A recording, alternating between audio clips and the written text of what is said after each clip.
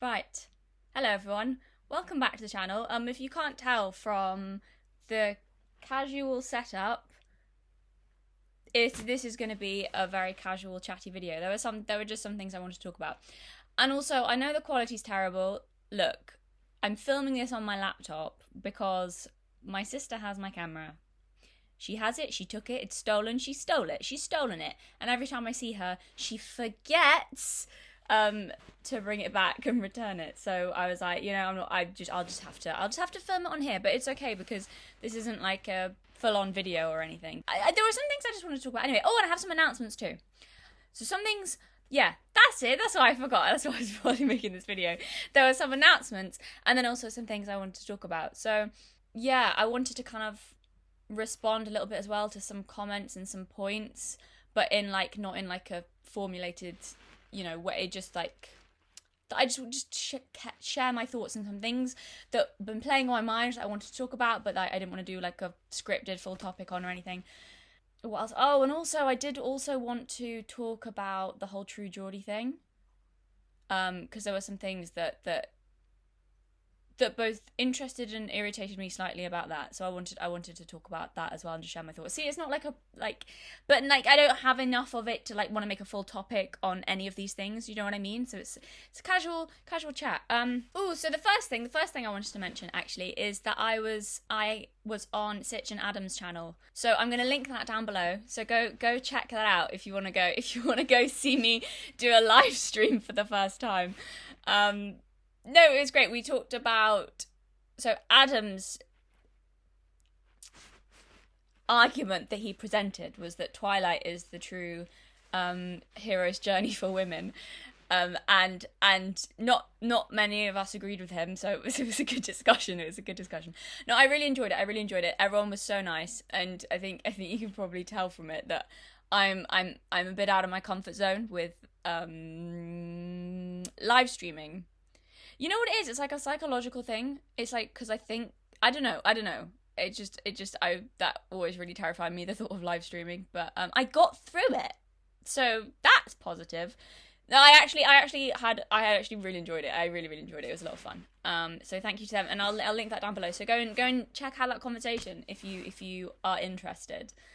Also, the other thing is, see, this video is kind of like, I'm going to talk about some. Well, I don't know, I'll leave it up to you to decide. Some interesting stuff as well, but there's some bits of housekeeping and stuff I kind of wanted to mention. So, yeah, I wanted to say I get so many emails and messages from people, which I love, and almost all of them are really long as well, which is great, but the problem is, especially because I'm not, like, full-time YouTuber, and it's just me doing it, I just don't have the time to reply to all of them, even to most of them, because it's just getting around to replying, especially when loads of them are great, and like people ask like really in-depth questions, and there's so much like great stuff in there. I just physically kind of can't get around to replying to everyone. So I'm really sorry about that. But I do love reading them. But yeah, I'm sorry. I don't have the, if I was a Time Lord, this would be fine, but I'm not. The point being, if anyone's like sent like a really long message or email, I'm not like ignoring you in the sense that I haven't like read it and like, this isn't good enough, I'm not responding to this. It's not any of that or anything. It's just that I do get like quite a lot of them. And as I say, most of them are really long, and it's just me. I just can't.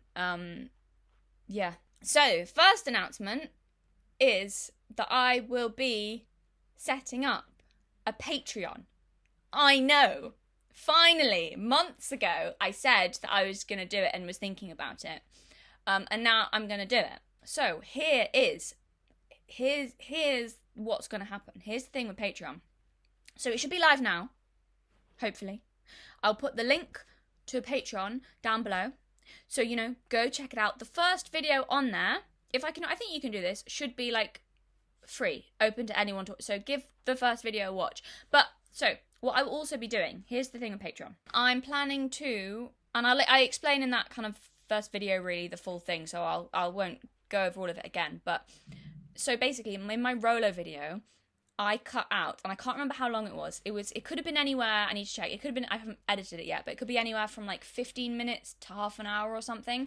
There was a whole section of the Rollo video that I cut out because it was way too long. But basically, that section was about storytelling, because Rollo had this really dumb take. Yeah, it was probably the most dumbest one out of all the dumb takes I even went over in his video. So this was that any hero's journey with a female lead is automatically a bad story, because men must become and women just are. So, like, I think he doesn't believe in character development for women or something. It was so stupid. And he used as his reasoning the original Mulan. And I'm not, like, the original Mulan. Not the new Mulan, because the new Mulan is rubbish and is terrible. You know the original Mulan that was actually good, where she started out flawed and had to really work really, really hard and work harder than any of the other soldiers because she was at a natural disadvantage because she was female? You know that story? Yeah, he said that one was she was just born with, like, the magical abilities, and that's even why old Mulan didn't work as a hero's journey, because she was born perfect. And I'm like, have you seen, like, he just doesn't know what he's talking about. And he was using other, like, examples of stories, like, just completely, oh my god, honestly, I cannot tell, infuriating, because he just doesn't understand storytelling. He doesn't understand storytelling, and he doesn't understand even the stories that he was talking about. Completely just got so much of it wrong. Yeah, that in original Mulan, that she was just born perfect, and, like, and she was all gifted, and that's why. I'm like, have you seen it? That's the opposite of the film. And so many, he basically got the exact opposite. He basically and it was him, a conversation with him and, like, Myron and Fresh and Fit. They're idiots as well. Yes, stupid. But they all just, like, couldn't seem to fathom, like, the actual meaning of a film, like, aimed at 8-year-olds. These three grown men were just, like, they just completely misinterpreted that and just couldn't understand, like, a really simple story. So that was entertaining. So if you want to see a big chunk of that Rollo video that was cut out, and as I say, I think it was anywhere from, like, 15 minutes to half an hour, in, like, the persona, the, you know, red lady, we can call her, I don't know, persona, scripted video, there is a fun little extra, or that could, I don't know how little, it might be fairly long, that at some point I will be uploading to Patreon, as well as, so I think the thing with Patreon, I'll be uploading extras, and then also every month on Patreon there should be, like, a long kind of rambly video where it's exclusive for patrons, and I'll be hopefully, you know, be more, like, chatty, or, like, answering, you know, talking about stuff you want me to talk about, maybe talk about more storytelling or books, or who knows. Go over there and watch the first video. Everyone can watch it, even if you're not interested in signing up, to kind of see what I've got to say. So yeah, and hopefully that Rollo, so if you want to see the extras from that video, hopefully that Rollo clip, I'm hoping, should be edited and up in December, so this month. If not, it will definitely be January. It'll be no later than then. So basically, sometime either this month or next month, that will be on Patreon. Oh, and here is a sneak peek of what you can also expect from Patreon. Here is my, just, you know, because I'm so talented, here is my off-the-cuff attempt at slam poetry. I could do it right now off the top of my head. I have no respect for slam poetry. Okay, it's just, you go, I am woman. Feel me roar. Oh, no, stop. There is the patriarchy. It's there. Where is the patriarchy? Ooh, it's behind the door. Oh no, hide. Rape. How amazing was that? So, you know, you're really missing out. You should head over to Patreon and just have a look at what's going on over there. Yeah, the other thing about Patreon, I kind of don't really take sponsorships. Not that I never will take sponsorship. Like, I get offers fairly frequently for sponsorships. But here's my thing. If I like actually use it, like the product, or like actually, you know what I mean? I kind of don't want to like promote something that I don't think is good, or I don't use. Or even if I think that I don't use, like, well, I don't know. It just feels like weird. So because I seem to hate money, I don't, but because so I tend, and I'm not saying I'll never take a sponsorship. I don't know. I just feel weird about it. I just feel weird about it. But if you want to support the channel through Patreon, that would be really, really fun and helpful for me. So go check it out. Go see what I've got to say in that first video and see if you're down. And basically, it's kind of going to evolve, I think, and change. So I've been throwing around a few ideas because I wanted to do something like this for a while, and then I was like, I tend to overestimate, like set myself up for way too much, and then be like, okay, whoa, hang on, and then and I don't want to do that. I kind of want to start small, and then see how it goes, and then also see what works, see what doesn't. I don't want to have this whole big plan and then set something massive up, and then So it's gonna be a journey, and we're gonna see maybe evolve and develop into something. Yeah. So, anyway, cool. So that'll be linked down below. So if you want to go and check that out, you have my full blessing to do that. I that's not a problem for me if you want to go see. Oh, and there were some other couple of things I wanted to sort of address from or clarify. Well, there's not much, but from the whole Rollo video thing. No, the first thing I wanted to say was that I actually, because some people, because there were a few comments when to be fair to Rollo, debates often aren't productive and blah blah, because there was a whole thing with him wanting to debate Destiny, and then Destiny was like, okay, I'll debate you, and then Rollo went, that. No, I actually agree. I don't think that anyone should be obligated to debate, even if you're sharing your ideas online and presenting arguments. I actually don't think, because I tend to agree that in a lot of cases that whoever is best at debating doesn't necessarily have the best arguments, and there are some people who could have brilliant points of view and perspectives and arguments and not perform that well in a debate format. And I don't think a debate format is necessarily the best way to find the truth or to find who's right. It can just come down to one-upmanship, or who's quicker on their feet in that moment, or who's best at humiliating the other person, and less about the quality of the ideas. So look, in some cases, I'm not saying all debates are useless, that's not true. And I think I agree that conversations are great, discussions and conversations where it's less about I'm trying to win someone over, I'm less about I'm trying to win, because then it's just an ego thing, isn't it? Rather than having a discussion where you're kind of trying to find the truth, or more of a conversation type thing, which I think is I agree, that's a lot more in general productive, I think. Well, actually, that's kind of a little bit what happened when I was talking to Adam and Sitch. It was a really great discussion. It wasn't a debate or anything, but I think most of us disagreed with Adam's proposition that is that the right word? I don't know, but that Twilight was the true hero's journey for women. But yeah, no, it was when it's it's a friendly conversation. So I tend to agree with you guys. The reason, though, that I nailed Rollo for that is because he was going on and on for ages about how he could dismantle anyone, about how Destiny couldn't outclass me, and then he was literally going, when people wanted him to talk to Destiny, after criticizing Destiny for ages, and then going, I could dismantle him. Then people were okay, talk to Destiny. And then Rollo had this whole thing where he's yeah, I'll talk to anyone. I'll debate anyone. Bring it. I'll do it. Bring it. Who do you want me to talk to? He had this whole thing.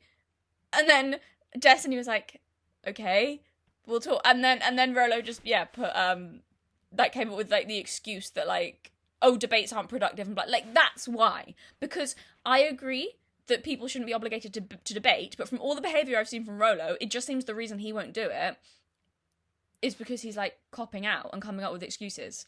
And then imagine having the audacity to brag about, I could debate anyone, and then yeah. Oh, and also the other thing was because his reason for not debating, he said in the video for me, because apparently I'm so unskilled at presenting my ideas. And he's Rollo, what is it? This is the thing, people aren't skilled. No one's skilled. This is why I don't debate. Yeah, he used me. Rollo used me as his reason for why he doesn't debate. Because apparently I'm so stupid, and I'm so bad at expressing my ideas, and I'm so irrational and just, unskilled with arguments and the realm of all the rationality or whatever the fuck. He used me This is why I don't debate, guys. People don't have any skills. Which, I'm sorry, total fucking bullshit. Total fucking bullshit. Look, I don't debate, and my reason for not debating isn't that other people don't have skills. That's stupid. That's a reason to debate. You go, oh, other people aren't skilled. I could dismantle them. I could demolish them. So I'm gonna go and... That's what I mean. He just strikes me. I just think he's a coward and a liar. That's why. So no, I don't think people should be obligated to debate, but the reason I was mocking Rollo for that is because he deserves to be mocked for that, because he set himself up for, like, all of that, and I just don't believe his excuses. You guys saw me on Adam and Sitch. It was great. It was a really, really friendly environment. I really enjoyed it. I actually really had a lot of fun. And they were all so lovely, but I'm, like, incredibly shy. I feel like people a lot of the time don't believe me when I say that, and then you see me, like, interact with people. And, it takes me a little while. Like, I started to, I think, talk more towards the end, as I sort of got used to. It takes me a little while to kind of get used to people and, like, feel people out and be, like, you know, and get confident enough. So that's what I mean. Like, can you, like, this is on me. This is why I say firstly, I actually agree that a lot of time debates aren't productive. But also, partly why I don't have any desire to debate. I'm like, if I'm not going to enjoy it, why would I do it? But also, as demonstrated, it's not my forte. It's not where I'm, you know, most comfortable. I'm not sure it's the best way for me to express my ideas. Also, the other thing with that, I didn't realise how, like, in my head, because I watched some of the discussion back with Sitch and Adam, and I'm, like, really, I think I'm too hyper aware of, like, I was really, really cautious of not wanting to dominate the conversation or not wanting to interrupt. And, like, in my head, I was like thinking afterwards, I was like, I hope I wasn't interrupting too much. I hope I wasn't speaking too much. And then I watched it back and I was like, oh, okay, no, I wasn't. I was, like, in my head, thought I was, like, really wary of, not wanting to do that. But no, it was great. They were all so lovely. I had a lot of fun, so that was cool. Yeah, that's the other thing. Has this is the real question. Has Rollo changed his channel name yet? Oh my god, I saw a comment where someone was like, because, you know, I did that thing where I was like, if I managed, and I think I managed at least one of these things. I think if I managed to, at any point, effectively mock Rollo, make him look stupid, or cast reasonable doubt on any of his arguments, then he had to change his channel name. And then I did the whole thing where I pretended that he agreed, even though obviously he didn't. But then someone was like, oh my god, this is so cowardly. Imagine, like, you didn't even talk to Rollo, like, presenting this and then pretending he agreed and not even talking to him face to face. Bitch, shut the fuck up and get a sense of humour. But also, no, I didn't go after him without, like, wanting to talk to him face to face. He did that to me. He didn't reach out to me. He went after me without talking to me face to face. I responded, and by the way, he's the one who says he won't talk to other people who disagree with him. So he did that to me. I responded, and that makes me the coward for not. Okay, sure. No. Oh god. But yeah, no. Obviously. I think he should change his channel. I don't think he deserves to be called the Rational Male though anymore. Someone left. Oh, I can't remember. It's one of the short videos. One of you called him. I don't know why this cracked me up. This cracked me up so much. Someone just commented under one of the videos, R.I.P. Tomato, which I don't know why that made me laugh so much, but it did, which I think is a better name than Tomasi. And I think, given his obsession with woodsheds and demolishing people, I think he should change his name to Terminator Tomato. Petition. This is my appeal. Rollo, please change your channel name to Terminator Tomato. I think it would make you look very manly and impressive, and I think your best friend Andrew, Randy Andy, who you text on a regular basis, would be really, really impressed with that display of raging testosterone. Henceforth, he shall be known as Terminator Tomato. Yeah. You know what annoys me about that fucking Rollo video? It's got limited ads. It's restricted, limited fucking advertisements. Ugh, which is not. You know why though? Because in like the first few seconds of that video, I did say, to be fair, in the opening, take a shot every time I want to be harassed. So, and that's Vorsh's fault, because Vorsh said that about me in the first place, which is so. God damn you, God damn you. You know what the other thing as well is with my channel that's like confuses me? Because people could, right, so some people complain about this. Some people say, oh, I love your videos, I love what you have to say, but your videos are always so long and I don't have time. I'm like, okay, so I'm kind of started to upload some like smaller clips for people who don't have attention spans. I'm joking. But for people who kind of wanted the smaller clips, I started to upload just shorter clips. But I don't know what is, you guys are weird because they like do well, they do alright, you know, the kind of smaller clips. But then I'll upload a video that's like fucking 3 hours long and you're all like, oh yeah, click on this one. My long videos always get so much more views than the short like little clips. So I'm like, I know some of you get annoyed at me and complain about my videos being too long, but most of you watch them. Like, you won't, most of you will like want to watch the longer ones rather than the short ones. Like, the shorter ones get nowhere near as many views as like fucking 2.5 hours. You guys are like, yeah, I'm down for this. So are you okay? Are you alright? Is there something wrong with your brain? Is there something in your head? Are you okay that you want to watch me talk for 3 hours? Because I would get that checked out. I think maybe you have a problem. You know, the other funny thing about like, I mean, this is part of the fallout from the whole Rollo thing. Has he responded, by the way? I don't think he has. I feel like someone would have told me if he's said anything about it. Probably is he like doing the stoic thing of I'm above this, I'm not gonna respond, which is funny because I feel like if he had a really good response, he would respond because he seems like that kind of person. So that's funny to me.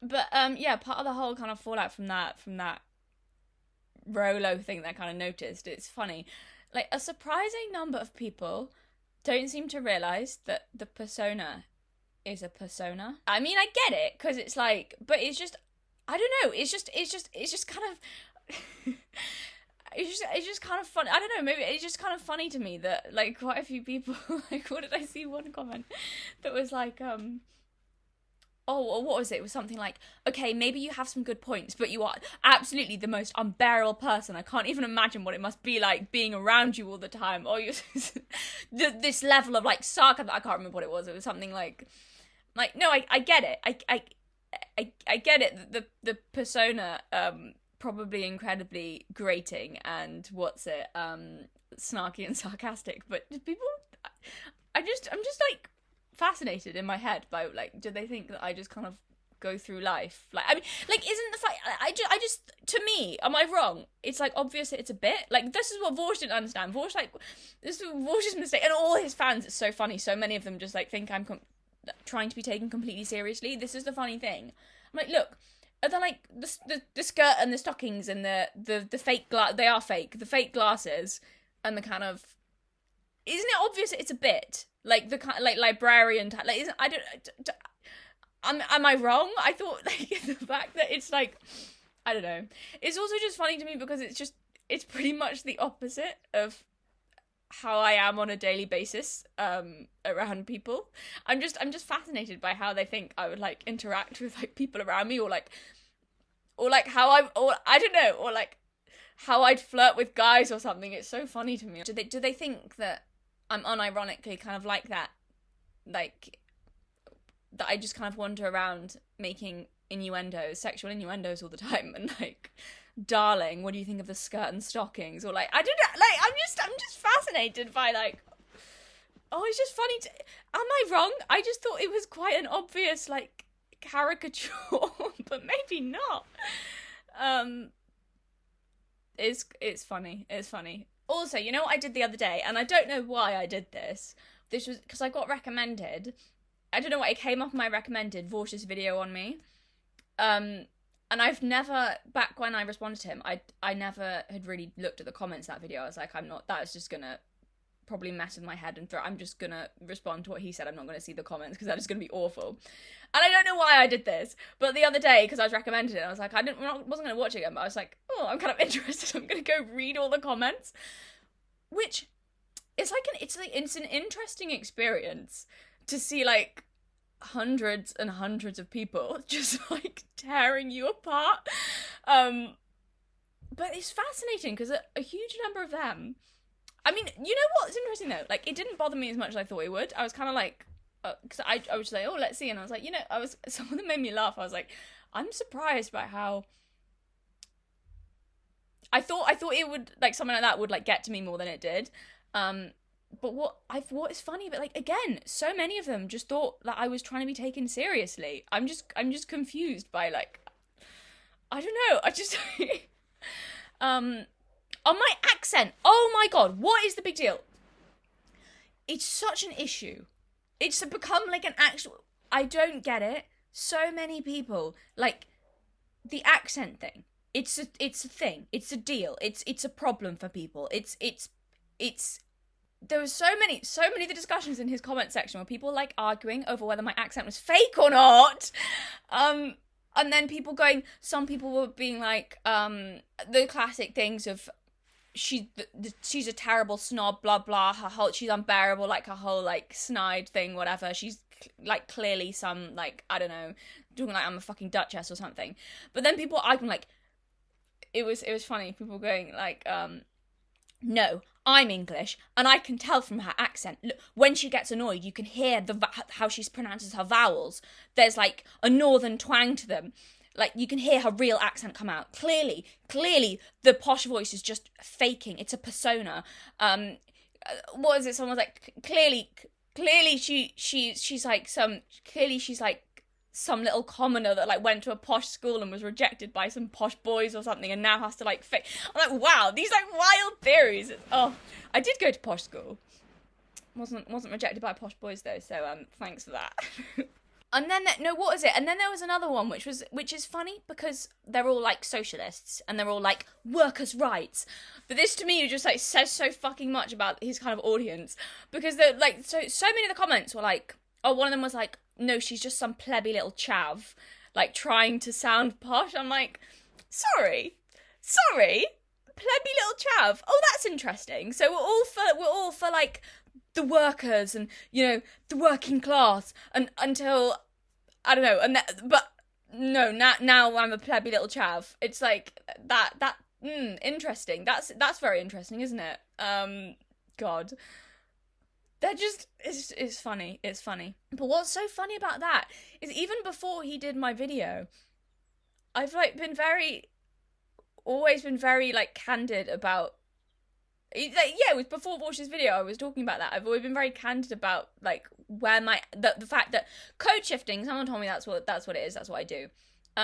Yeah, it's not that, because you can hear my accent sometimes sounds more northern and then sometimes sounds more posh. It doesn't mean that I'm faking it. I've said that before. I've grown up around both accents. It just shifts, like, both are my accent. I'm not pretending. I'm not a plebby little chav, as someone said, pretending to, like, try and sound like a duchess, and I'm not, like, or I'm not really, really posh trying to make myself sound more relatable or whatever. It's just, okay, which, yeah, it's a thing. People are, like, having fucking meltdowns over the accent. Guys, chill. Oh my goodness. No, the other thing I wanted to say about that, though, because I also saw, which was nice, there were some people defending me in the comment section, and then, like, I was, like, reading through threads, like, people, like, having fucking massive arguments, like, this is weird, surreal. But because some people were defending me, saying that I wasn't, because I know Vorsh, like, presented me as, I don't know, the communist worst enemy or whatever, I don't know what the hell. Which is funny, again, because he was taking the persona thing at face value. No, this is what I wanted to establish, because I did see some people defending me, being like her family's, like, not had any money for ages and blah blah, she's not had this, like, really privileged upbringing, or, like, some people overacting it. No, I just want to clarify and make things clear, because, like, I said this in my response to Vorsh. Look, I have never said that I'm not really, really privileged. I consider myself incredibly privileged, but the point I was making is I know what it's like to be both. Because I just feel I don't want to, like, give anyone the wrong impression of trying to give this idea that, what did I say, accused Vorsh, that Vorsh, like, grown up on the streets or something. Yeah, I don't want to give that impression. Look, the reasons I consider myself incredibly privileged is because, well, firstly, I'm from a really stable family. My parents are great. They're, like, the best. I have a loving, stable family that's, like, massive in terms of that I feel immensely privileged. And also I had a really brilliant education. So even though my parents would not have been able to afford it, like, through bursaries and scholarships and various things, I've had, like, I've had one of the best educations money could buy. even though money didn't buy it.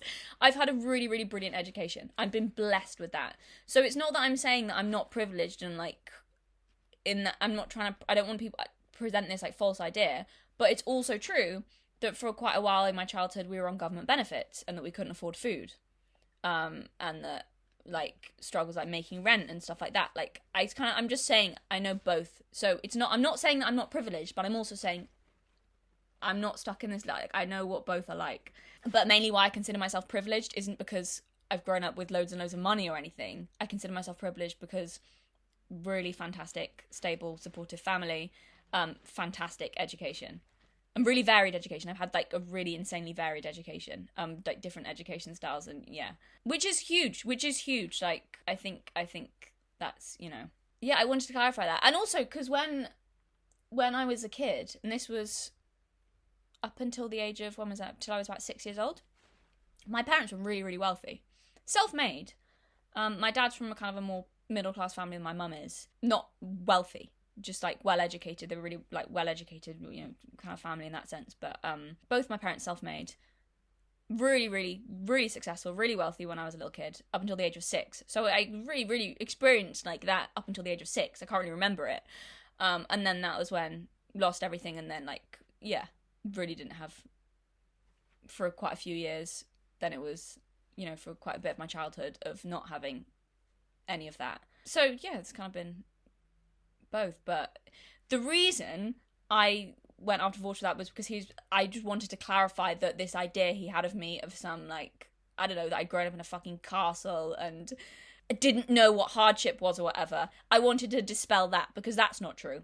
But in me doing that, that's not me saying that I'm not privileged, because I think I consider myself to be, but just not in the way that he was saying. And also, he's more privileged than me. So that was also the other thing. So, yeah. I just wanted to establish that because I don't want to give this, like, wrong impression that I've, like, had it really hard or anything. Like, in some ways, but then, like, in other ways, no. So, clarifying that. Also, the other thing is with that, like I said, in Vorsh's, I'm going on too long about this. I told you, this is just a chat. The other thing in Vorsh's comment section, people being like, that I was faking that I was really like just some little chav, which again I love the fact that it's the fucking socialists or communists saying that shit. Okay, so saying I was some little chav like faking a posh accent because clearly, you know, then I was to fit in with my posh friends or something. First of all, the people you're around, yeah, part of the reason why I talk the way I do is because of the schools I went to. Not because I was trying to fit in, but because you pick up, I don't know if you guys know how accents work, but so you tend to pick up the accents you're around. But I want to clarify, something I want to say with that though. What I find ironic about that, so I've been both things. I've been the less posh girl with a more common accent around posh kids, and I've also been the posh sounding girl amongst like kids with regional accents, not posh kids. And I'm just maybe hot take, but it's far, far better to be the kid who doesn't sound as posh around posh kids. You get less of a hard time than you do being the posher sounding kid around kids that don't sound posh in general. So, you know, if I was going to put on an accent, I would be putting on a Yorkshire accent, because I got far, far more shit as a kid for sounding posh than I did for not sounding posh. Posh kids I didn't get a hard, like, I can think of like one girl at school that I got shit for having a bit of a northern accent when I went to posh school for the first time. And it was kind of quite like light-hearted anyway. All my friends would sometimes take the piss, but it was all in good humour, as opposed to having a less northern accent when I was a kid around, like, because I used to do dancing a lot, dance competitions, and like, or like, you know, when I was a kid, where everyone had regional accents, and they were often better off than me. Their families were like better off, but they had regional accents. My accent wasn't so strong, and I got far, far more shit from them for not sounding northern enough, for not having an accent. Like, loads of them wouldn't talk to me, because like, so I'm just saying that because that's a funny thing you see from that side of things a lot. Oh, you know, that no, I didn't get shit for not sounding posh. They just couldn't have cared less. It was actually the other way around. So, you know, Anyway, that was a bit of a rant, but that was like the annoying. If I was going to put on an accent, it wouldn't be a posh one to try and like make myself popular. I would be doing full on northern. That would make me far more comfortable. Okay, I kind of moved this around because it's getting darker, so I kind of had to shift the lamp around. I know the quality's bad. Look, I'm sorry. Blame my sister. She's a thief. She's a thief who has stolen my camera. What else was I going to say? I was actually going to talk about why I decided to call my channel The Authentic Observer. But weirdly, I was planning to talk about this in this video, but Adam actually asked me on the stream why. So I suppose you could just go watch that and find out, because I was going to kind of talk about the direction my channel's going in. The thing is, what I kind of wanted to say though, because, and actually, to be fair, a lot of this stuff I was planning to talk about, he kind of asked me, I kind of talked about some of this on the stream as well. So I've noticed kind of a few comments. It was like when I criticised abortion, because I've been critical of like a lot of aspects of feminism and whatever. And so because of that, I think I picked up a fair chunk of my audience that kind of, I don't want to say more right-leaning, because I don't know if that's true, but like, or some red pillars and basically and stuff like that. And then, because I've been critical as well of aspects of that like pissed people off when I initially started to kind of go at that. And there are even some comments, people like, oh, saying that like, I'm just a feminist in disguise, like she pretends that she's not, but really, like, as if I have some kind of hidden agenda. And I kind of wanted to talk about this because, listen, like we're annoyed, felt like I was betraying the red pill, or like betraying our team or our side. Look, guys, I don't want to be in your club. I don't want to be in your club, okay? That's fine. I've always been really, really open about where I stand and what I believe in. I'm not a secret feminist that's got a secret agenda that's like, if people want to call me a feminist because I talk about a lot of stuff that's relevant to women, I'm fine with that. I don't call myself that, but I'm not bothered. I'm not bothered what people call me. People want to call me a red pillar because I want to acknowledge the truth and the differences between men and women. I don't really care about that either. But I'm not claiming to be anything with like a secret agenda. I'm perfectly open about what I believe and what like I stand for. It's just like I just don't pander to either of you. I think that's the problem. It's like as if that was an insult, like that, as if that would like ruin my brand image. Or guys, she's really a secret feminist. She's like pretending to be on our side, but she's really. It's just so, like I don't want to be in your club. I'm not your token like female anti-feminist or whatever. Like I'm not pandering to anyone. There are women who do that. I'm mentioning no names, but there are women who do that. So if you want to go listen to them, go listen to them. I'm not, just me not agreeing with everything you say, and also like, or acknowledging some parts of the kind of men's issues, but also saying, hey, great, but let's also consider women's interests. That me doing that is not the same as me saying, fuck you, men, I hate you, be my slave and serve women while we rule the world.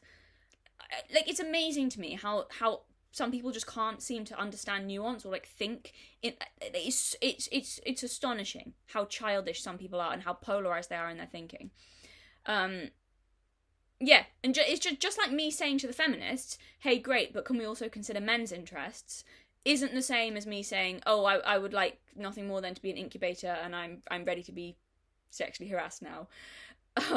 Just getting so attached to an ideology where you think outing someone because they criticize your ideology is like destroying them, or like without even having really any valid points, just going, they're not one of us. Like, it's so childish, but it's so like actually toxic in terms of trying to find what the truth is.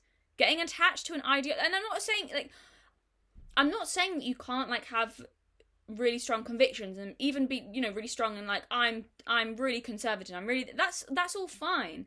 But when you get attached and identify with that ideology to such an extent that you just, when it starts blinding you to the truth, because it does. If you get like ideology on any side, it starts blinding you to the truth, and you get too caught up in your little echo chamber, and you kind of start spiraling, and it just gets more and more ridiculous. If you're, you know, and I'm not saying, you know, that whole thing, if your mind is so open, your brain will fall out. I'm not saying that, but that doesn't mean that you, like, it's a balance. Balance is important. I'm not saying don't have convictions and beliefs. I have really strong convictions and beliefs, but I'm also open to considering other points of view. And considering other points of view, or recognising that someone has got a valid point or is coming from somewhere, or understanding where they're coming from, doesn't even mean you have to agree with them or think they're right. Like, it's just And like I said on Adam and Sitch's stream, the reason I called my channel The Authentic Observer, and I know it's pretentious, I said then, it's less of a descriptor. It's not necessarily a description of like what I am, in as much as it was a standard to hold myself to. So when I called my channel that, I started off doing book reviews, but I kind of, even in my very first video, I said in that I wanted to review stuff, but I also, at some point, I think I said maybe I'll dip my toe into politics, maybe I'll talk about other stuff, and it took me longer than perhaps expected initially to kind of get there. But from the beginning, I knew that I didn't want to box myself in by just talking about books, because I wanted to just talk about stuff I was interested in. And the reason it's called The Authentic Observer is more a standard to hold myself to. It's like a promise of authentic, because I'm like, right, I'll tell the truth. And that doesn't mean I'll always be right. I'm not saying I'm always right. That's different. It means I'll always tell the truth, which sometimes will mean I'll be wrong. And observer, because it's like, well, I'm just going to observe things and give my opinions on them. And because I knew, like, I'm kind of a large part of what I do is kind of, I'm a critic, really. Whether that, yeah.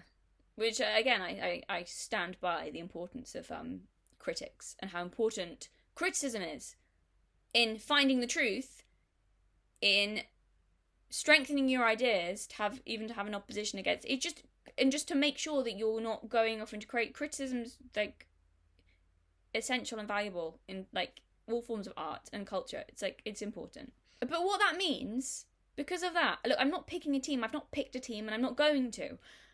Because of that means that there probably aren't many of you who will always agree with me every single time. It's very unlikely that you're always going to agree with me. It means that often or sometimes or once or twice probably intensely disagree with me. Probably intensely disagree. But what it does mean is that you can trust me. To not always be right, because no one can promise that. No one can promise to always be right, but you can trust me not to lie. Or to go along with something because that's what my team is saying, something I don't really believe. Or to not give my true opinions because I'm worried I might lose my audience if I've built an audience based on a particular ideology and I disagree on something and then I don't want to express that because I'm not going to do any of that. You can trust that I mean what I say. You can trust that I will always give my honest opinions, even if you disagree with them. That they are my actual opinions. You can trust that I'm never going to lie about what I think in order to keep you happy, or to pander to you, or to keep you on my side. Which initially is probably annoying for you, if, there's something and I'm strongly disagreeing with something. But I don't know, to me that seems like a plus and a sign of respect, that I'm not actually pandering to you and pretending, even if it pisses you off. Okay? Anyone on any, yeah. Because I promised when I started my channel, first thing when I started my channel, what I promised was to always tell the truth. And I intend to keep that promise. That doesn't mean I'm going to be perfect at it all the time, but it means I'm not going to lie. It means I'm not going to go out of my way to, I'm not going to grift or, yeah. And that's why my channel's called what it is. That's why I call my channel what it is. It's something to hold myself accountable to. And that's me, look, I'll have blind spots, and I'll be wrong, and sometimes I will say stupid things. Because if you talk for long enough on the internet, everyone is going to say stupid things at some point. Maybe even many stupid things, I might say, who knows. And sometimes I might even, don't tell Rollo, but let my emotions get in the way. But I'm never going to compromise on my values or what I believe to be true just to fit in with a side or to, pander, or that's gross to me. That's gross. I'm not pandering to anyone. Ew. But you know why it infuriated me a little bit with some of the comments that I saw like that? It wasn't because these comments were saying, oh, I think you're wrong on this, or I disagree with you. The, attitude and energy of a lot of those comments was, the kind of energy of, I was the token female, red pillar who agrees with everything you say, and, as if, I don't know, that I was betraying you guys or something, which, I mean, look, I don't belong to you. My opinions don't belong to you. And I'm telling you now, if you can't cope with me not believing everything that you want me to, then unsubscribe, because it will happen. And I'm talking, that's everyone. That's everyone. That's for everyone across all politicals. It's going to happen at some point probably. Because I'm not going along. I'm not doing it. I'm not doing it, boys. I'm not pandering to anybody, boys and girls. But I'll tell the truth. And if that appeals to you, if you. that you'd rather know that I'm being honest, even if it means I sometimes say the opposite of what you want me to, then stick around. And that's my only promise to you, to observe and to be authentic about my opinions. I promise you nothing else, and I owe you nothing else. I don't owe you agreement or believing your point of view just because, or going along with. I don't owe you any of that. What I owe you is the truth and being honest about what I think, and that's what I promised, and I intend to uphold that. Look, so I'm not going to tell anyone what they want to hear. Probably piss you off and wind you up sometimes, and I'll do everything but lie to you. How's that? Is that a good deal? I don't know. So this, and actually it's funny because I planned to talk about this, but as I said, they asked me about this on the stream the other night. I mean, how long am I going to stick with the red pill stuff for? I don't know. My channel's never been specifically about anything really other than like observing stuff and giving my opinion on it. Maybe I'll go back to talking about books and stories. I plan to do some of that, more of that on Patreon. It's just stuff I'm interested in, and I'm enjoying where this is going. There are like questions I have that I'm interested in answering, and like, I don't know. I mean, how long am I going to stick with the red pill stuff for? For as long as I've got stuff to say. And when I don't have anything more to say, then I'm going to move on. I still have some stuff to say, though, I think. Well, not with that. You know what? It's more, not so much with red pill. It's like with, about stuff to say about men and women or about femininity. I've got quite a lot more to say on that. You know, I actually find, I don't like talking about the red pill stuff. I really don't. I don't like talking about it. I don't like watching it. In fact, I actually kind of hate it. A lot of it. I don't like getting involved in that side of things. I really don't. I find a lot of it, you know what? I find it really depressing, cynical, and just like, I find it really depressing. I find it really, like, that most of it appeals only to the very worst of human nature and the worst case scenario, which I think is important. It's important to acknowledge that and be aware of that and, talk about a lot of that. But I just think, it does a lot of good, but I think it also has this slanted view, this kind of weighted towards the worst of humanity, or and I kind of hate delving down this rabbit hole a little bit. I mean, I kind of feel compelled to do it, and there's still some stuff I kind of wanted to talk about. But I sometimes I find it weighs quite heavy and is really quite depressing. And I'm a very hopeful, optimistic person, surrounded by examples of good and supportive people who love me and good relationships. So I know that all that stuff exists. But it does make me wonder, if it's fucking with me in that kind of way, how much is it, if there are other people, how much is it fucking with them? If they're not naturally hopeful, optimistic, and not surrounded by wonderful, good, supportive people and examples of good relationships. Because if it's fucking with me, and I've got all that, people who don't have that, is it fucking with you? And how much is it fucking with you? I don't know. I'm just, that I do kind of think that sometimes, like, wow, if I'm finding this, like, really cynical and depressing, and kind of like hopeless, just a little bit hopeless, like, God, is humanity really this shit? Then I can't imagine people who kind of don't have, good examples. That's gotta really suck. Tell you what though, I do dislike a lot of it, a lot of the red pill stuff. Not all of it, but some of it. But I also find it incredibly helpful. It's kind of like a foil, like a contrast. Like it's you know what? I'm actually really, even though I'm finding a lot of it cynical and depressing, it's helpful for me to I'm finding it really helpful in terms of really considering my own opinions and thoughts and thinking, right,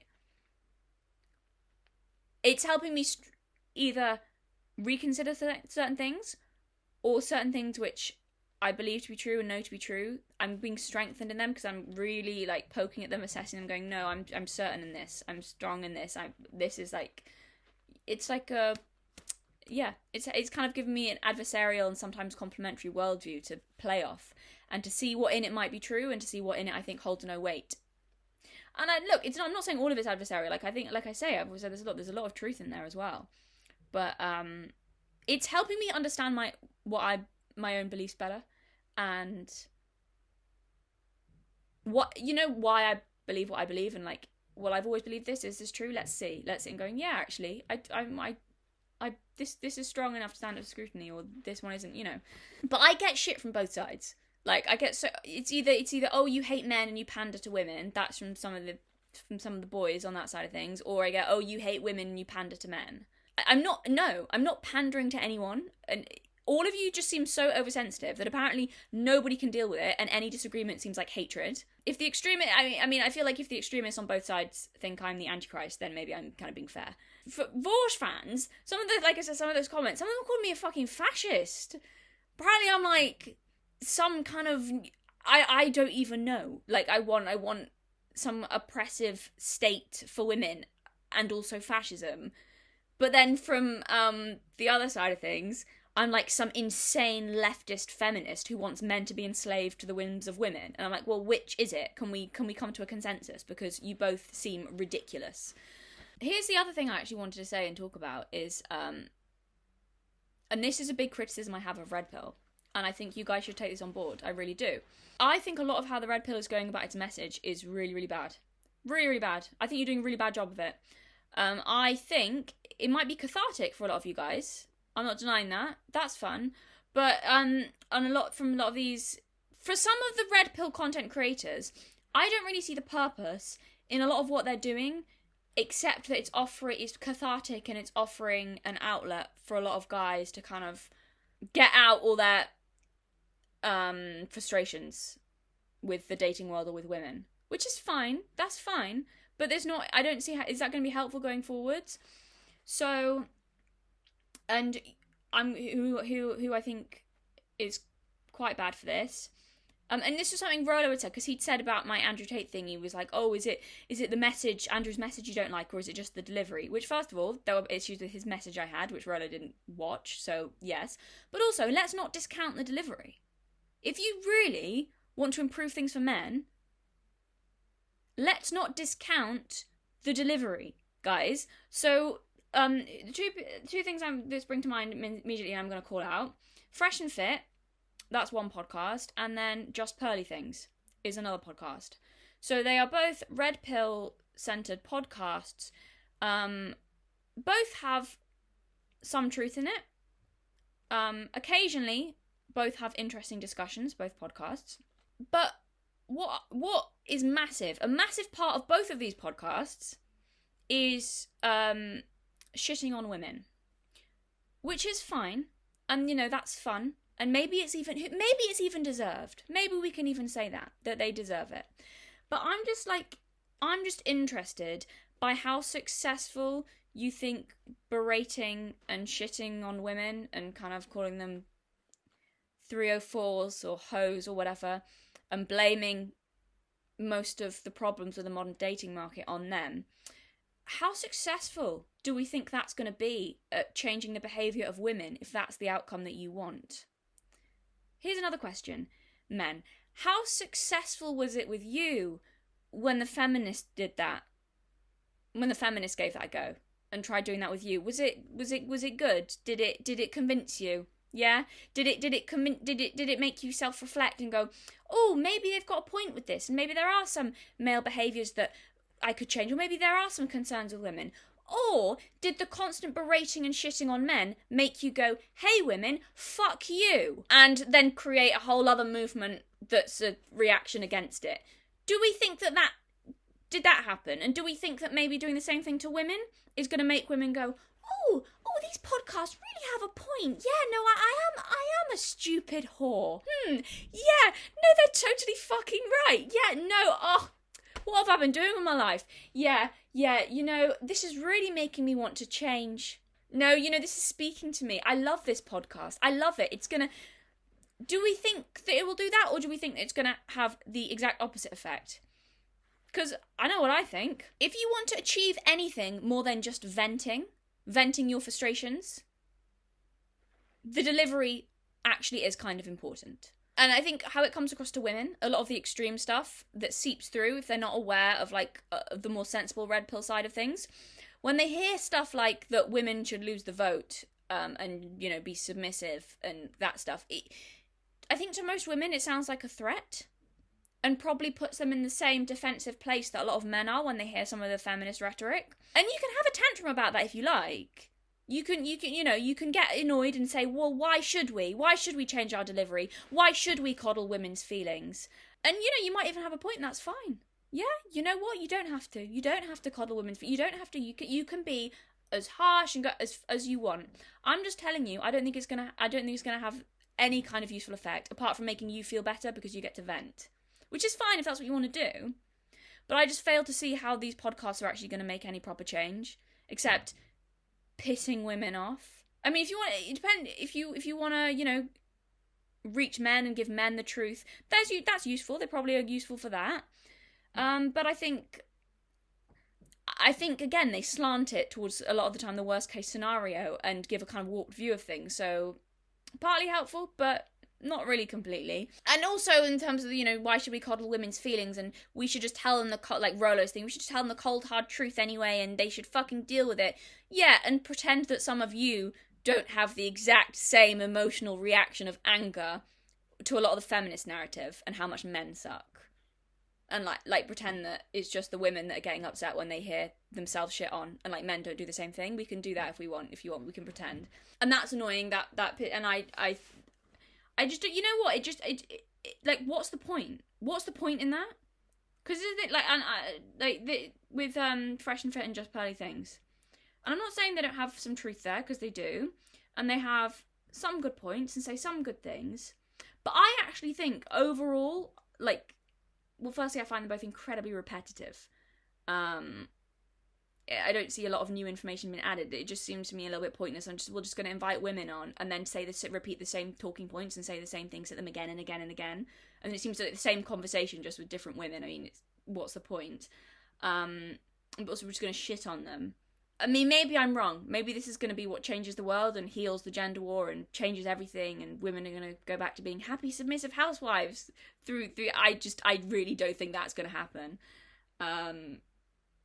Yeah, it's just funny to me that I mean, so what? I'm actually curious. What's the point? What's the point in them? What are they doing? Apart from being cathartic, is it going to make any real change? And is it going anywhere? Because from Fresh and Fit and Just Pearly Things, I just seem to hear the same conversations again and again and again. I don't know. But yeah, my issue is more so with their utility rather than even disagreeing with some of the points they make. I do actually, there are a lot of points I've heard them both make that I disagree with. A lot of points I've heard them both make that I agree with. But even that aside, my main issue with them is their utility. How useful are you? And also, there's this really insidious attitude that I see emerging from the kind of red pill side of things, that women are useless and deadweight in society.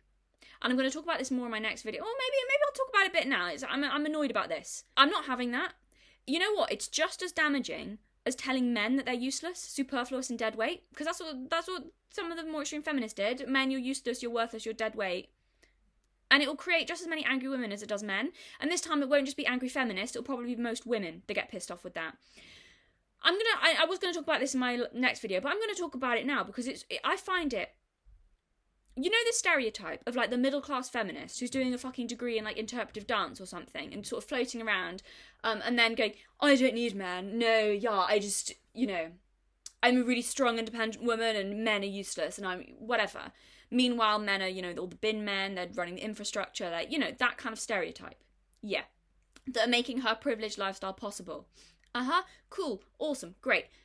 What pisses me off, because I am seeing that from a lot of blokes on that other side of things, and I've heard this also said, this attitude expressed on Pearly Things podcast, and Fresh and Fit, places like that, and in comment sections a lot, that kind of women are fairly useless, kind of deadweight in society, not useful for much more than, having babies and cleaning a house. Okay, it pisses me off because it strikes me, the men saying that, as just as entitled, ungrateful, as the kind of middle class feminist attitude towards all the invisible jobs that men have. All the thankless jobs. The people talk about the thankless jobs, the building, the plumbing, all that jazz. The great invisible of men. Yeah? There's a fucking equivalent that women do. Do we know this? So, huge on my mum's side of the family, pretty much all the women on my mum's side of the family were nurses. My grandmother was a nurse for years and years and years. When my granddad was a miner, my grandmother was a nurse, cared for people. My aunt cared for people. Teaching. All these kind of low grade jobs as well. Fucking teaching. It was something my mum said the other day. Apparently loads of like checkout work and people do that are all women. Care. all the care industries. So my grandma had really severe dementia before she died, and she had to be in a care home with specialised care for dementia. Every single person working in that care home was a woman. Most of them young women. So this whole thing of, like, what you're talking about, the women you're getting angry about, are not most women. They're the ones on Instagram that you're pissed off that they just kind of float around and aren't working hard. And, like, the great invisible of women who are doing the thankless work, the work that has no glory but that's essential. You know there are women in society doing that too. Loads of nursing jobs, loads of care, loads of teaching, looking after young children, fucking, like, and in terms of, you know, all, like, care, special needs, like, in that home where my grandma was, well, actually, no, there was one bloke I can remember working there, and he worked in admin. Everyone else working in that care home was female, and it's not a hard labour job as in it needs strength, like some of the lot of the jobs that men do, but it's a job that it's a shitty job. Literally, like, you're wiping shitty arses. You're literally cleaning up shit. You're caring for people who can no longer care for themselves. It's not a glamorous, fun job. Most of the people doing stuff like that are women. And then even in terms of not even talking employment, caring for the elderly. Like, I watched my mum, as my mother was working full time, and she's got kids. She's working full time. She's got kids, and then she's caring for her elderly parents. As that both of them are dying. She spent, like, from what I see, so much of that seems to fall on women, caring for the young and the elderly. So, I get it, that this whole thing of, society will fall apart without men doing what they're doing. I agree. And it will also fall apart without women doing what they're doing. Most of them do all the fucking care jobs, caring for the vulnerable, caring for people, like, and it makes me so angry because it strikes me so entitled and just like ordinary women doing hard work, thankless jobs.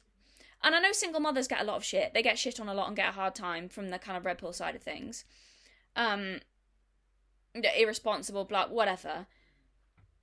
At least they're fucking doing it.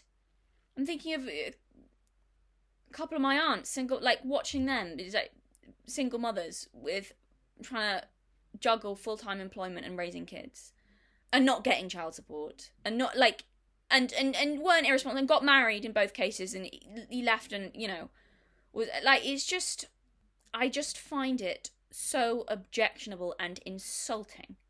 So objectionable and insulting to so many ordinary women who are working just to get by. Or who are doing all the shit, thankless jobs, just like men have the shit, thankless jobs. And then get shit on and put in the same bracket as some Instagram model who's flying around the world just because she's pretty. Like, it is so not true, so ridiculous, it's so entitled and ungrateful. It's just, like, it is, people do, you're just like the fucking middle class feminist floating around with a fucking latte. Oh, I don't need men. When they're keeping everything running, and it's just, you're just not seeing all the stuff that so many ordinary women are doing as well to keep society going. Not useless and deadweight. Actually probably do need them. So I kind of want to add, I was going to talk about this in another video, but whether I ever do a kind of follow-up to this, I don't know. But I feel like this is really relevant, and it's been bothering me for quite a long time about that side of things. There's this whole attitude now that I see a lot online that it's like, oh, well, women should just be traditional, be happy doing that, and look how easy it is, look how great and easy it is. You just get to be taken care of and live in a nice house and get to... And what really frustrates me about that is, I'm sorry, and I'm having to play the class card here, but it is honestly, it's the most, like, it's such a fucking middle class, like, perspective. First of all, how many people can afford to do that, to have one person working? And second of all, this kind of... it's the most, why does it happen to be on the people I see with the most public profiles, the women that I see with the most, and this is why it frustrates me. And look, everyone knows this. I'm one of the first people, this is going to be a rant, I'm sorry. I'm really angry about this, actually. I'm one of the first people, and my track record says this, that gets annoyed when people shit on housewives, or women who choose not to do that, or women who want to raise a family. Like, I completely support their right to do that. I get annoyed when that's sneered at and looked down on, because I think that's a really valuable thing. And it is also true that why is it that most of the women who I see online who are pushing that lifestyle for women, and there's nothing wrong with that, with pushing that lifestyle for women. But the women I see who are doing that, who are pushing it for all women and saying this is the natural state and women should be doing this. And also, by the way, isn't it great? We have it so much easier than men. We have it so much easier. My husband goes out and does loads of hard work, and I just stay at home, and all I have to do is cook and clean, and my life is so much easier than his, and he just looks after me. You know what? That's great, and I'm really happy for them. But pushing that on all women, acting like that life is I'm sorry, but yeah, that's great for you. That you're in a really privileged middle class position, where you do have loads of free time, where you live in a lovely big house, and your husband can afford everything for you. And first of all, as I said, how many families can afford to do that? Second of all, they seem to put in this attitude of doing it's like the 1950s fever dream, like America. Come on, the propaganda worked. I mean, come on, Christ. The annoying thing about that is they also seem to present this idea of, hey, this is how it always was with women. We've always had it so easy. We just float about and just do a little bit of dusting all day while the men are off doing the actual work. It's like, okay, like, yeah, now it's so much easier because there's all these modern appliances. There's dishwashers, there's washing machines. So you no longer have to take a whole day to clean every scrap of fabric in the house. The hard work, the scrubbing, we have hoovers, we have all of that stuff's been taken out of it. So first of all, your experience is not how it always has been for housewives. So I kind of resent that slightly. And secondly, it does seem to be like just women who, and that's fine. They're lucky, happy women who are with men who earn a fair bit and who can afford to keep them in a really lifestyle in which they are accustomed. And for their point of view and how they are living, it's like, look how great my life is. My husband works really hard and I don't really have to do much. That's really great and that's really fine. But even a lot of the women I see who don't work or who take care of their kid, they don't have that life. Like that's really, really rare. Even women who are looking after the home, that's such a rare and privileged life.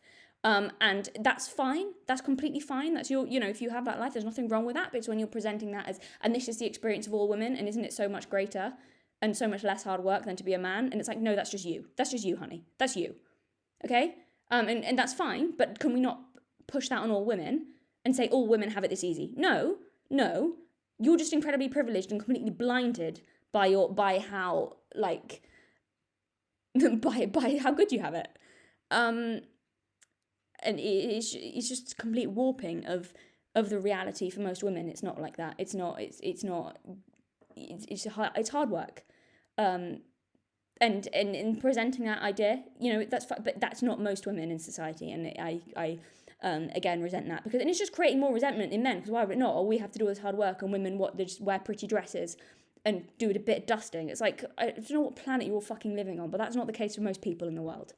There's an additional point I'd like to make as well about housewives and the work that goes into that, and that's the fact that it often goes on for many, many years after the men are done. So as I said, my granddad was a miner. He worked incredibly hard, but for all the time I knew him, he was retired. He hadn't worked in years. My grandmother, however, she was still doing everything she'd always done, all day, cooking, and that's not to shut my granddad, not to say that he was useless or anything, but like that she kept doing what she'd done for years and years and years, and she didn't retire, and her work never ended.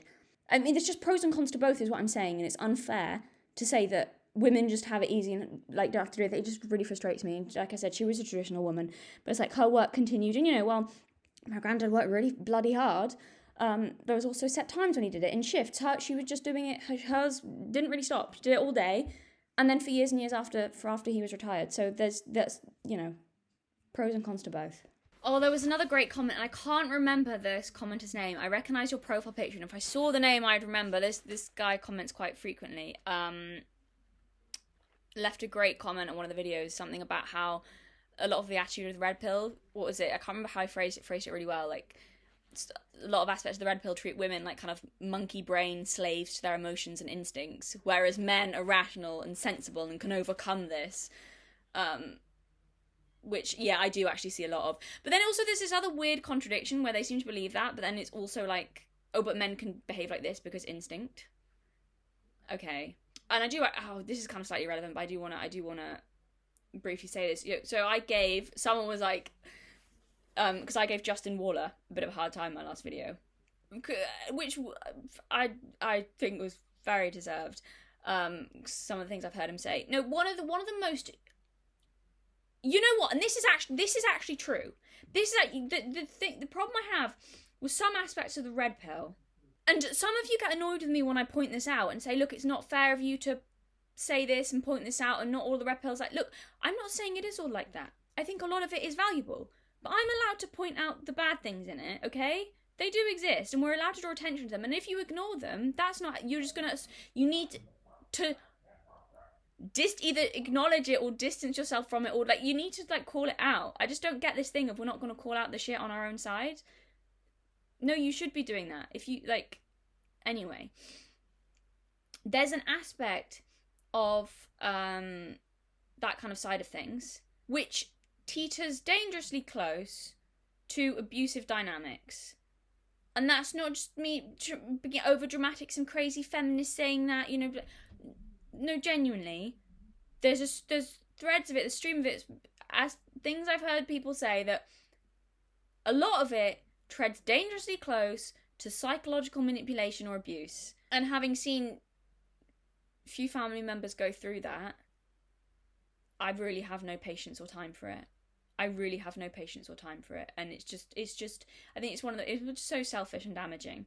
Some of the stuff Tate says, teeters close to that, very close to that. I'd say some of the things he said flat out, just flat out that. And as I've said in the past, there was one instance I saw, and this is partly why I was annoyed at Justin Waller and was like, I ain't be mean about him because he's a shit. One of the most, so this was and this was actually on Pearly Things podcast. There's a clip of Justin Waller. He's talking to this girl, and she's saying that she suspects that her partner's cheating on her.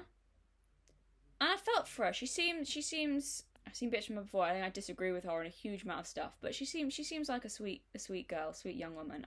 And she was talking about how she suspects her partner's cheating on her, and how, like, broken and devastated she was about that. And she was saying she doesn't even want to ask or acknowledge or go near that because she doesn't want to know. And she was talking about how much it hurt her, how, like, just suspecting that it was true, and just think and fucking Justin Waller is sitting there next to her, and I don't know, it's one of the most sickening things that I've seen. Well, maybe that's a bit extreme. I find it so sickening, trying to convince this girl, who he's not personally involved with, he's trying to convince this girl that she should be alright with her partner cheating, and that actually if she just accepts it, it will bring her and her partner closer together, and that their relationship will become stronger because of that. If she just, like, accepts who her partner is, and, like, so, like, you want to talk fucking gaslighting? Trying to gaslight someone? I'm like, there's this poor girl who's clearly fucking, like, distraught about it. She feels so betrayed, like, and the gaslighting. I'm sorry, I'm just gonna fucking say it. Someone's trying to, like, it's like, it was just, you know what? And you know what actually really sickened me about it is that Justin Warner's sitting there and he's speaking so calmly and kindly to her and so gently. And that was the most sickening thing about it. So as if he, like, cares. This pseudo compassionate, calm, like really insidious. It was so insidious and manipulative, like trying to, like, as if she's wrong for feeling hurt, as if. And you can tell this girl's kind of torn up about it. Like, she doesn't know how to feel. She thinks maybe she is wrong for feeling that way. And it's like, oh, yeah, well, it, you know. And how, like, how he was talking to her. And, like, just the most manipulative shit I would think I've almost ever seen. It was just, like, that she should be okay with, like, almost she's wrong for feeling how she feels. And if she just is, like, if she just accepts her partner for how he is, then that will bring them closer together. And that will... He reminds me of my fucking uncles. No. Often, like...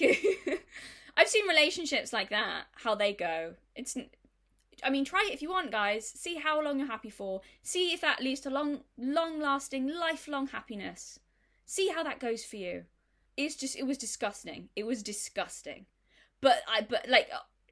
There's one thing kind of talking about these ideas in an abstract sense, and that's like, it's a lot of it's bullshit. But to actually talk to this woman and try and convince her, it was so manipulative, so disgusting. No, But there is that exists on that side of things, and I find it sick. It's sick. There's an aspect that's sick. It is just sick. I'm sorry. Like, anyway, I have a problem with that. So this is, and I said this is kind of chatty video. This is just some stuff I wanted to talk about and like had issues with or whatever. So should we get into this? This was supposed to be where the video fully started. Oh my god, I've been talking for way too long. So do I want to talk about this? This is, maybe it's getting a bit heavy. I don't know. I did want to respond to this. So some of you might remember my video, Has Feminism Made It Harder for Girls to Set Boundaries? Where I talk about a very pleasant experience that I had as a teenager. Let's put it like that. And so I don't check comments on older videos, but sometimes I'll get notified. I don't know why. It just like randomly decides sometimes to notify. I don't know what the criteria is, but sometimes I'll get random notifications from old videos just out of the blue. And it was, I don't want to get the time wrong. I think this was after Rollo did his video on me, because then a lot of more Red Pill people became aware of me. It might not. I think it was after. I'm not blaming Rollo for this. He's not responsible for what people comment. First of all, it was either. I think it was. I don't want to get. I think it was after he did. I seem to remember. It might have been just before, but either way. So, and I got notified because as I don't check. But the comment said something along the lines on this video, something like, "This explains why you hate men." Oh, this now makes sense, or explains why you hate men. You're, I don't remember exactly how it's phrased, but the phrase "damaged goods" did jump out at me, I will admit. Why you hate men? Something, blah blah blah, because you're damaged goods. So, and the reason I mention this because, and this was at the time when I originally uploaded that video, a really great reception, overwhelmingly positive. But there were a couple of other comments like that, along those lines. One person had, it was just from a very angry boy, very, very, very angry man. Something along the lines of, who cares that this happened to you as a teenager, because feminism's hurt men enough. So, I can't remember how it was, but something. So, fuck your boundaries was, how he decided to end it. Who said chivalry was dead, eh? So, I did want to... So, I know people are going to be like, trolls don't address. Look, listen. I know. I am aware. Don't worry, guys. I am aware that they're just idiots and it doesn't matter. But I actually would like to take the opportunity to respond to these comments. I think... There were a couple more along those lines as well. There was the two, the fuck your boundaries and damaged goods were the ones that stuck out strongest in my mind. But there were a few more like that. So yeah, I would actually like to take the opportunity to respond to that, because there are actually several things that I would like to say. I'm not actually bothered by those comments, not anymore, because I know there's no truth in it. So a few years ago, it would have struck gold and it would have probably really hurt my feelings, because at that point I was still feeling very guilty and ashamed about a lot of that stuff. But I don't now.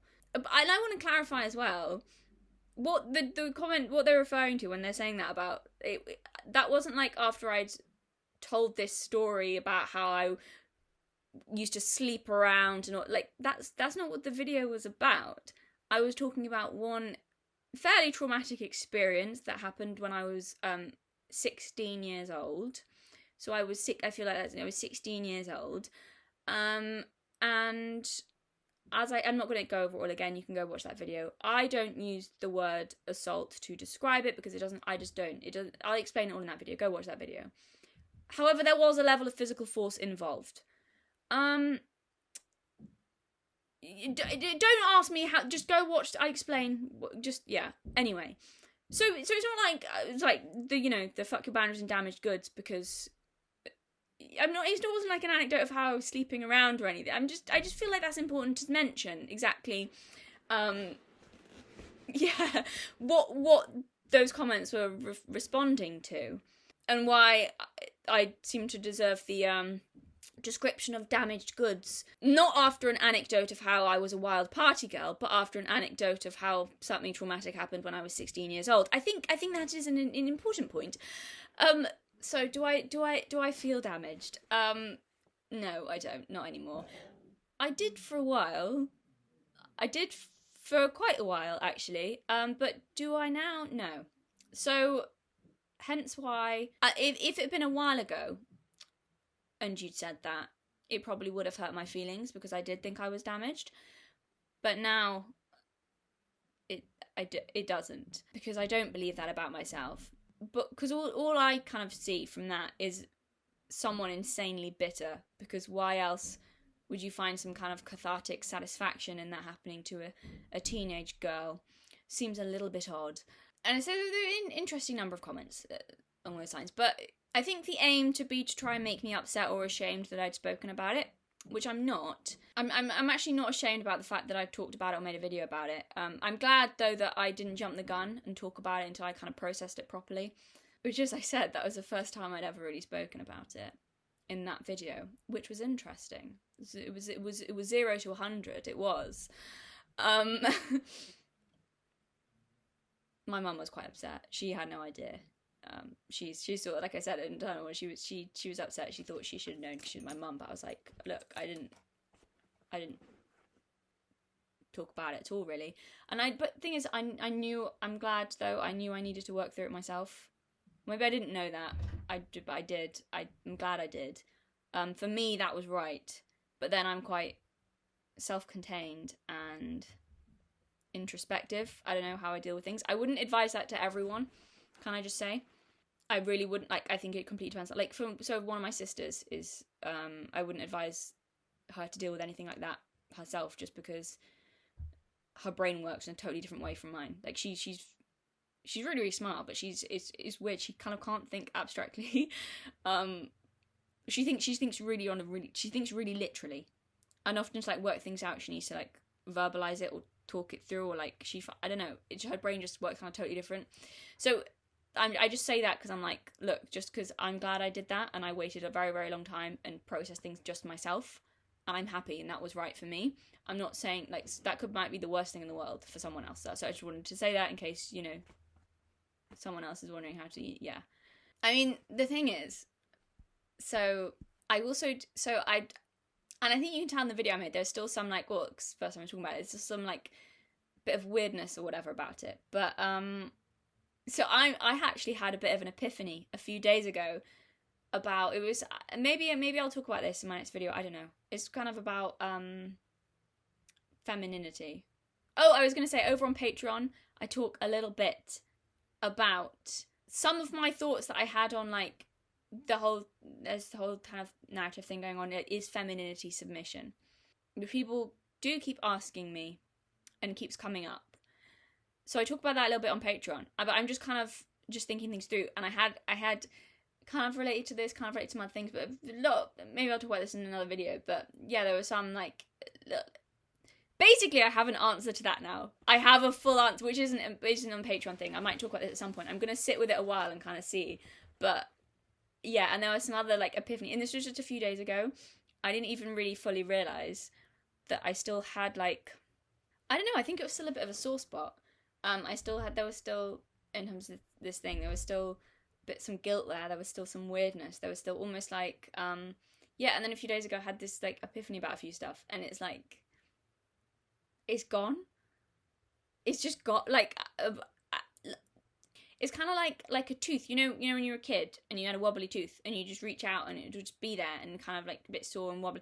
Like this kind of underlying guilt from what I think was still there. Even up until a few days ago, actually, like there's just a weirdness, or like there's just something, a bit of a, I don't know how to explain it, and I kind of reach out and like a wobbly tooth and it would still be there. And then just over the past few days, just a few days ago, there was like, yeah, just several things happened, and then it's like I'm kind of reaching out and it's gone. It's like the tooth's fallen out. I'm like, it's gone. It's like the whatever part of me that was still, I don't know how to describe it, upset maybe, or like confused. There was still a bit of that, even though I figured a lot of, like, it's gone. I don't know how to explain it. Like there's just this like thing that I just had for so many years, just heavy, or just it's just not there. Like, I can't describe to you the relief. Just the relief. It's kind of almost too good to be true. I didn't even realize that it was really how much it was there until it was gone. And part of it, I think, has been tied up in a lot of the questions I've kind of been thinking about and asking to do with femininity, and like going into that and thinking about that and trying to just think about, I don't know, I at some point I'll explain how they're connected, but they are connected, and like a lot of how I was feeling and stuff.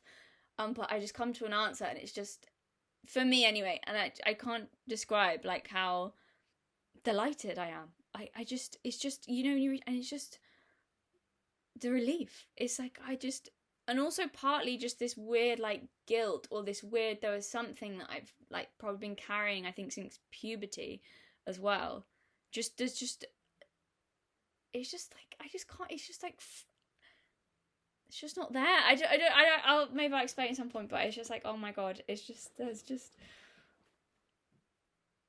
I won't go on about it because I'll try not to cry because I'm so happy about it. It's like, I didn't even realise this, like, yeah, it's just gone.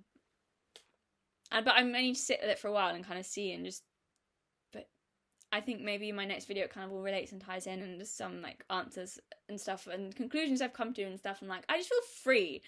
That's what it is. Just feel free. Like, anyway, so that's great. That's cool. Anyway, but I came, but that's me. That's how I kind of think about it. Quite introspective and kind of, yeah. And the reason I'm glad I didn't talk about it, I think, before I'd figured out and this is skipping around a bit, this is going back to the subject of the video about boundaries. The reason I'm glad I didn't talk about it is because I feel like people would have told me how to feel, how I should feel about it on both sides, or to try and make him a villain. And I'm glad I came to an understanding by myself of that situation and worked out for myself. And I don't feel ashamed that I talked about it. I think this is the thing, like, the tone of those comments seemed to be like, we got you, you really, you traumatized hoe, you fucking hate men. That was kind of the tone of them. But, I mean, the thing is, I don't feel like I've accidentally outed myself as being bitter or damaged or having hatred of men, because I think that video was the opposite of all those things, to be honest.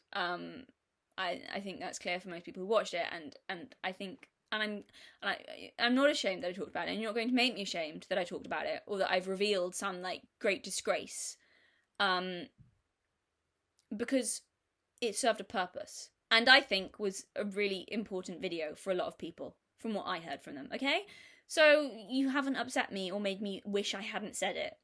Because I heard from so many people after that video, men and women, who said that me talking about that and my feelings about that and like the nuances of that situation helped them make peace with some stuff that had messed with them sexually. Because it freed them from having to think, you know, if I was hurt, then the person who did it must have been intentionally evil and meant to hurt me. And for a lot of people, that never sat right with them because it wasn't true and they knew it wasn't true. So the problem with that is not only is that a problem for the person who's done it, but that's a problem for the person it happened to, because it only adds to your guilt. I mean, like I said, the guilt thing is a real thing. You feel guilty, okay? It adds to your guilt and adds to your confusion, and it stops you from making peace with it as well, because if you know it, and this is not all situations, but in some, if you know that it's not true to cast them as a villain, adds to your guilt because you feel like you kind of feel that it's unfair on some level, or there's some confusion. It's not helpful for people trying to heal from that either. And, you know, I'm not talking about all cases here. Of course, there are times when a shit person just intentionally fucking hurts someone horrifically. But that's not what I'm talking about, okay? I'm talking about the grey areas. And it doesn't help the people who've been hurt to pretend there aren't grey areas, because it adds to their sense of guilt and shame because they know the situation is more complex than that. So anyway, I heard from a lot of people who had experiences like that, who had said that it helped them make peace from that and, like, kind of be able to let it go and move on from it. Okay, so there's that first of all. And it also helped other people make peace with something. People who had hurt someone else like that. It helped people who had hurt others in that way realise that, yes, though they may have unwittingly hurt someone through their own selfishness, and that's bad, that's not a good thing, but that doesn't make them irredeemable pieces of shit on the same level of, like, fucking Joseph Fritzl. Okay? You can acknowledge that without having to then carry the guilt of in some cases, people will probably get very, like, wound up the fact I'm going to use this word to describe this, but in some cases, I think it's true. People are going to probably... But in some cases, some mistake you made years ago, I don't think it's helpful to drag that around with you, the guilt of that for years and years and years and years. And that doesn't mean you don't admit that you really fucked up, or, you know, that you come to terms with that, you make whatever you have to do. But you're not an irredeemable piece of shit who needs to berate yourself for the rest of your life in, you know, in those circumstances. Okay, so there are a lot of people who kind of, I heard from who would hurt someone else in that way, and it kind of given them perspective and go, okay. Or realise they had to kind of resolve it in some way or make amends, or then and let it go and just make peace with that from their end. So in terms of preventing men being unfairly labelled as sex offenders, I actually think my video helped to do that, while also letting traumatised people know that they could still have been negatively affected without having to make the other person evil. But nice try, attempting to make it seem like I'm on some crusade against men because I'm irreparably damaged. And the funny thing is, like, that video was the opposite of bitter. And I know it was. It was the opposite of bitter. It was the opposite of blaming other people for what happened. Okay? And you know that. People who commented that. If you watch that video, the whole thing, you know that it wasn't bitter. You know that it wasn't just blaming people around me for what happened, okay? I know that video was fair. It was so fair. And I also think I made it clear that I had no anger or bitterness, not only towards men, not only no anger and bitterness towards men in general, but even towards the specific guy that I was talking about, which I don't. I'm not angry at him at all. And I also took accountability for some of the ways that I behaved after and leading up to that situation that I'm not particularly proud of, or that were thoughtless, or that helped lead up to it or help create it. It's absolutely bloody freezing in here, so I've just gone and put like a big cardigan on. So, okay, continuing, I'll tell you what wound me up about that comment and those couple of comments. In a way disconnected from personal offence, because I didn't take personal offence from it at all. So here's the thing. So this is going to be a bit inflammatory, and I apologise. But to put your comments and what you're actually saying into perspective, because you're not getting away with that one, would you say that to a 16-year-old girl who was upset and confused and hurt and scared and couldn't stop crying, as I was at the time, and say to her, "Oh, yeah, you're damaged goods now. That's it, love. Who's going to want you now? Not really worth anything at this point except been used and thrown out, really." That is, in effect, what you've done. Because it's not me now that you've said that to. It's me back then. This is the thing. I know there's like a disconnect in your mind about, but that's in essence what you're saying, what you meant. So from that point on, from 16 years old, that was it. It was game over, was it? Yeah. See, I don't take personal offence to your comment because you don't know me, and it says absolutely nothing about me or my state of being or how traumatised or not traumatised I may or may not be. It says nothing about any of that. It was clearly just intended to try and upset me. So it reveals nothing about me, but what it does reveal is the wider trend of some people not really giving a shit, really, about girls getting hurt because it serves them right for wanting feminism. You know, I've seen that attitude all too often. Sometimes in my own comment section, it goes along the theme of some other, you know, amazing comments along those lines. You know, young teenage girls know exactly what they're doing when they dress that way or they flirt with older men. It's not our fault. Actually, it is. Actually, it is your fault because you're the adult. And actually, no, they don't know. They really don't know what they're doing. They don't understand in any real way. You're making the mistake of thinking they're as knowing as adult women just playing coy. No, they're children playing at being women. Also, hypersexuality in young teenagers and teenagers is generally agreed to be a potential sign of abuse. So, great. That's the other thing there. So, you know, the biggest demographic of sexual assault victims are teenage girls and also young women in their early 20s, I believe. And I hear from them. I hear from them. And I've said this before, look, I feel very, very protective of teenage girls. And you know what? Maybe No, I am. I am going to take your comments and then go off on a tangent and start talking about this stuff, because it is related. It is part of the wider attitude. And sorry, my dog's coming for cups. He's warm. Oh, it's cold in here, isn't it, darling? What part of the reason why I want to respond to those comments and why they got to me so much? There have been several sex scandals and grooming scandals involving children and teenage girls in this country. Okay? And why I find some of those comments so objectionable is because there's actually a greater trend. There's actually a greater trend of people not giving a shit about them. Whether that's the authorities, the media, their communities, or their abusers. And when you listen to these girls, there's an interesting theme that emerges where in a lot of cases, they get told, often by their abusers, that it's okay that they can be treated like that because they're not worth anything to anyone. Or, they've been used and thrown out once, so why not again? And again. And again. And again. Some of those fucking stories are harrowing beyond belief. Louise Perry's book actually had some stomach-churning ones of how some of those girls were treated, some of the grooming scandals. Not women, not even young women, girls, teenage girls, children.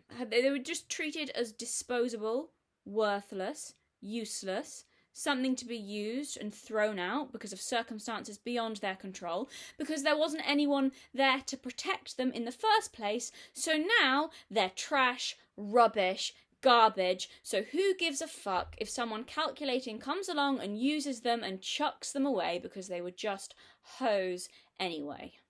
And I do see some of that mentality on the more extreme red pill side of things. I do. Quite a few podcasts bemoaning how women don't have any empathy or understanding for men, and on the other hand, use them and chuck these hoes, they ain't worth shit.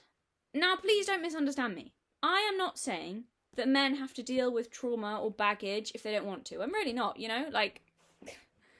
I'm really not saying that. You are under no obligation to date someone who's been through some stuff. You're really not. No one is. But, it's the lack of empathy, the intentional admission from some people that they're willing to take advantage of her own self-hatred or daddy issues, and it's kind of funny because this girl was worthless anyway, but also girls are mean and don't care about men. Yeah, so that I have an issue with, and yes, Myron, I am referring in part to you. So again, I don't know why people forget this, but hyper-promiscuity or being over-sexualized is often an indicator of past abuse. And no one's saying you have to date these girls, but Jesus Christ, you don't have to be a fucking psycho about it either. The amount of sex workers or porn stars who suffered childhood sex abuse is massive. We know this. Doesn't everyone know this? And we know this is how people deal with trauma often. By reliving it, or, so just constantly calling them hoes or worthless probably isn't going to help, because they've probably felt that way their whole lives. Might even have been told that by people who hurt them, and you're not telling them anything that they don't already feel, so it's not going to change anyone's behaviour. You're just telling someone who already feels unworthy that they're unworthy. See, so those comments, I'm not personally offended by comments like that, but I am disgusted by the wider attitude that it kind of reveals, that, young girls hurt by situations outside of their control are worthless, disposable, or deserving of derision or mockery. Because, a lot of them have already had that and been treated like that. What they need is the opposite. I see that attitude all too often, and I am sickened by it. It is pathetic. British police being some of the worst offenders for that. Fuck you guys, you're a disgrace. How you failed so many young girls and treated them as disposable. She might have been 11, but she was clearly a prostitute. Jump off her. What's the point of you if you won't help the people who most need it? I mean, that's the thing with kind of a few of those comments. So we can only talk about how modern culture is harmful to men, can we? Is that it? But women are the narcissists. Okay. So we're only allowed to talk about now how men are being harmed. And fuck my boundaries. Because I got exactly what I deserved, Because feminism's given you a hard time. Oh, bless. Yeah, has it? It's been hard. Yeah. And you know, at 16 years old, actually, this is a fun fact. When I was 16 years old, I was actually personally responsible for all of your misery. I was, yeah. And all the ill effects it had on your life. Yeah, you know, for sure. Because, I mean, modern feminism, it was all me. It was all me. No, it was me, guys. It was me. Getting hurt at 16 was no more than what I was asking for when, you know, I did things like, oh, I don't know. You know, like when I campaigned with the suffragettes and I chained myself outside Downing Street, because I did that. Or, you know, when I burnt my bra in the 60s, you know, I was there for that. Or, you know, proclaimed myself a career woman in the 80s. Or, you know, when I personally rejected you at school. Yeah, you know, I was around for all of that. And in fact, let's blame all teenage girls for all of that. Who gives a fuck what happens to any of them because you feel hard done by? Life's been unfair to you and women don't like you. Yeah, so teenage girls should be punished for that. You know, I agree. I'll play you the smallest violin in the world and maybe it will give you the time to figure out why you're struggling to form human relationships. You're angry at women? Are you?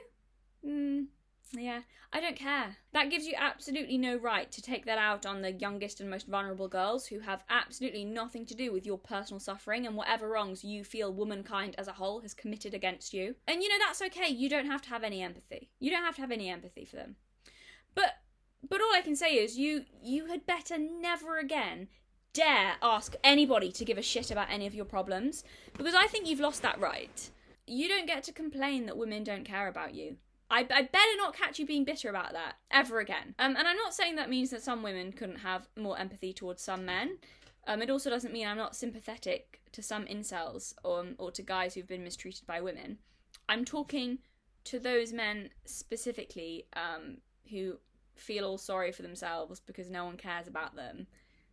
Yet while also thinking that a random teenage girl deserves to be hurt because Becky wouldn't go out with him in high school and told all her friends he was weird.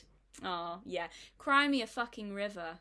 So I get a lot of messages from women and girls. I get a lot of messages from guys as well who've, you know, but because we're specifically on this topic, I get a lot of messages from women and girls about how they're feeling or certain things that have happened to them or, you know, like psychologically how they've been affected by stuff or whatever. And I'm going to read this message in particular just because how brilliantly she explained this. So this message I got from, I got this message from this kid.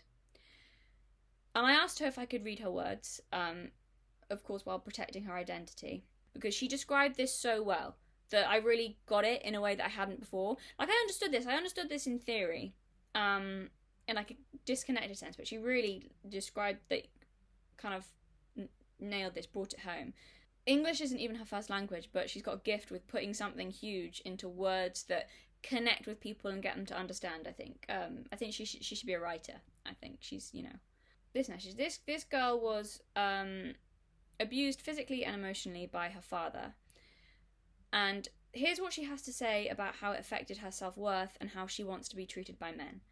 And she phrased it in a way that just makes so much sense. So I'm only going to read part of it. It's a very, very long message. So she says about her father that the only thing in life I was ever scared of was him. I'm only 17, but I already developed a sick preference for men just like my father. I feel like I need male approval as much as I need air, and I don't really know how to deal with it. Because of him, I'm so torn. He was charming, outgoing, but deeply, deeply cruel, violent and loud and angry. And I realised that I want a man who is like that, but instead of using that violent side to hurt me, he would use it to protect me. But for me, it's so hard to differentiate between good men and men like my father, because I never truly felt what a good man is. Sometimes I can't even wrap myself around that concept. Or better yet, you mentioned at one point in the video how you don't understand why people like people who don't like them back. I think I can shed some light on that. If someone who is supposed to love and protect you puts you down constantly, you will naturally think the problem is you, at least if you are a child. So you grow up with that complex, deep self-loathing that crawls like spiders in your insides. I had this phase where everything bad that has happened to people around me or to me, I would instantly blame on me, and I truly believed it for some time because I hated myself so much.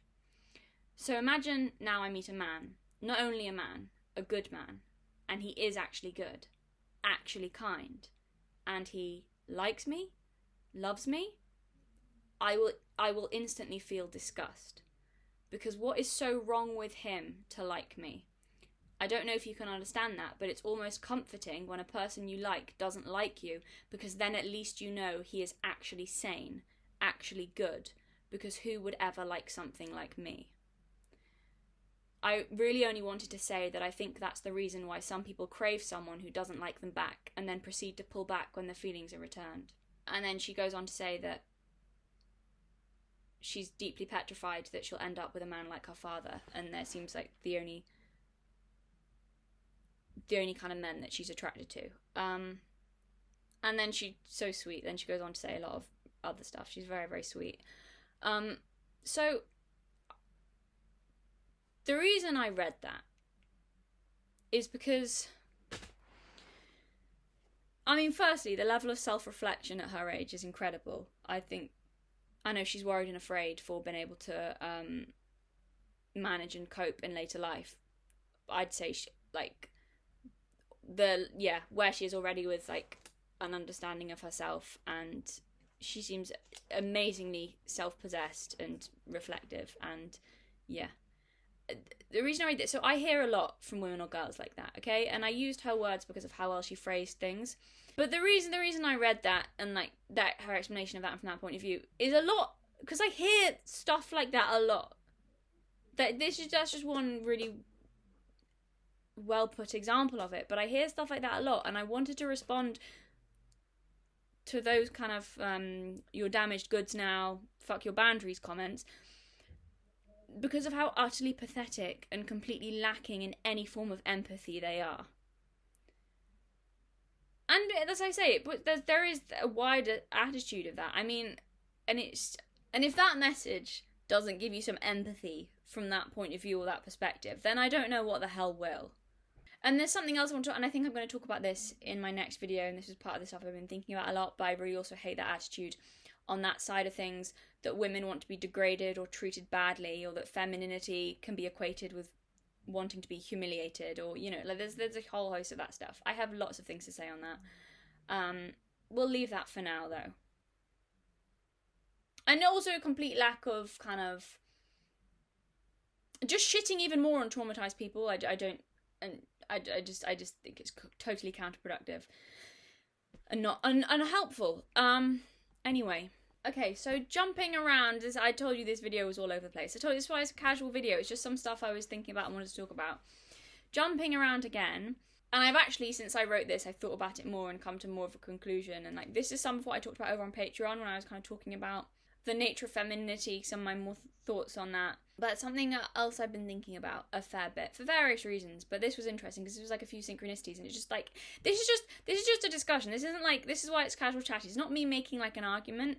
This is just some thoughts I had that were interesting that I'm gonna throw out there, and like some stuff I've been kind of pondering and like that's kind of interesting. But I'm not presenting this as like a definite argument or anything. That's why, you know, it's casual chatty. Yeah. So I recently read audiobook. It's because what I do for work a lot of the time, it's like physical, so I can just listen to something and switch off and when I'm working. I'll get into that in a sec. So just before I started listening to this audiobook, to the first book, I listened to, it was just a sample from, or like a short clip of, what was it, Jordan Peterson talking basically about chaos and order. And it was just so funny because I didn't know what the audiobook I listened to, I didn't really know what it was about. But before I read it or listened to it, I heard this clip from Peterson, and it was just so weird because just before I started listening to this book, and then the content of the book just seemed to so reinforce just what I heard Jordan Peterson talking about, and it was just really like bizarre, like moment of like synchronicity weirdness. So this thing I heard from Peterson talking about, he was talking about chaos and order, you know, his thing. That's his thing. But he was, and it's nothing I haven't like been aware of before, but it's just I haven't listened to just this clip and how he'd phrased it. He was talking about mythology, and, you know, you've got the hero in the, you know, the ordered world, blah blah, everything, and then that's typically represented as masculine. And then chaos will come in. and that's feminine, and but that brings potential. So when chaos comes in, that can lead to amazing, like amazing new discoveries. It's change. Basically, it's change. It's like the element of change then is introduced, and it could be catastrophic, or it could be amazing. It adds in something. The ordinary world's disturbed and thrown off and unbalanced, and suddenly the chaos will come in, and that force is typically represented as feminine, expressed as feminine. And this is going to go all over the place because I said this is some ramblings.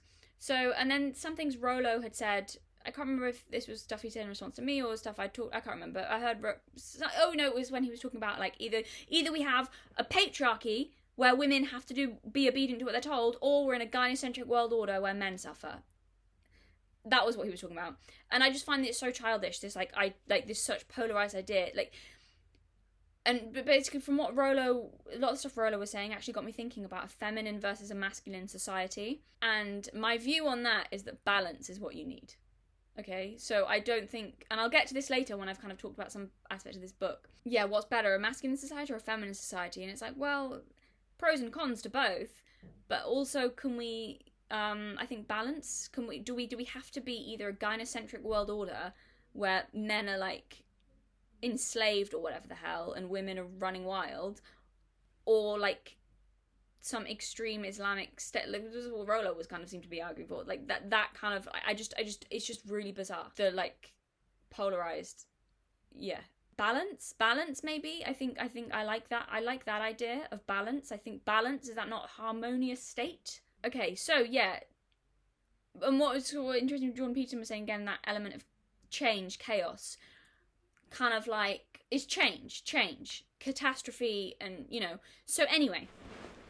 Okay, so bear that in mind, if death, chaos, something that is typically presented as feminine, but it's change, and that was what I just listened to from Jordan Peterson, just as I was thinking about some of the things Rollo had said, then I heard that thing from Jordan Peterson, and then I started listening to this audiobook, and it's just a fiction book, and so much of it was just weirdly in tune with some of the things I've been thinking about, and I had no idea before I went into it. It was just a weird like synchronicity, like, oh, this is so weird, this is like all this stuff I've been thinking about. So it's actually a series of young adult books, which I tend not really to read anymore, but the kind of premise seemed interesting, called Scythe. I enjoyed them, they were interesting. But I think what I actually liked more than the story itself or the characters themselves, what really fascinated me was the theme and the ideas behind these books. And the theme was super interesting. So, brief premise is so basically death has been conquered, death has been defeated. It's set in the future of the human race, where we've evolved so much scientifically that death is kind of not a thing anymore because we've cracked science. We know it, we've got it. People kind of live forever. Gene therapy, whatever the hell, everything's so advanced, people can be made young again, or constantly, with the exception of like being burnt alive. Almost nothing is too much that you can't be brought back to life again. So people live forever, death has been conquered, and as a result, society is stagnant. And it was just really weird. These books are so interesting, and I'm going to read some of my favourite quotes from it, because it just got me thinking about, like, it's going to sound really about how much I love death. That sounds weird. Allow me to elaborate, and you'll get what I'm saying. So, and then they call this age of humanity in this world, it's post-mortal, because people aren't really mortal anymore. It's post-mortal age, yeah. So people kind of live for hundreds and hundreds of years. But because of that, and this is slightly irrelevant, but I'll just give it for a bit of context in case it makes some of the quotes make sense. But because of that, basically then you have scythes, which are members of society who are tasked with gleaning the population. And it follows these two kids who are apprenticed to a scythe, so they have to learn to be, and these are generally the people of highest moral character in human society are chosen, and they basically have to cull the population. And when a scythe kills you, that's it, forever, you're gone. Because people are still having kids. But the point is, it is still a deathless society, because proportionally to how many people used to die, like hardly anyone, the chances of being like ever dying are tiny. Because hardly anyone, because there's still, world population still not reached its peak yet, so it's like hardly anyone's killed, and it happens really rarely, and there are hardly any scythes, but there is every sort. So yeah, so basically it's a deathless society. And what's fascinating was it just made me think of how death, and that idea of death and chaos and catastrophe, but how important that is for life.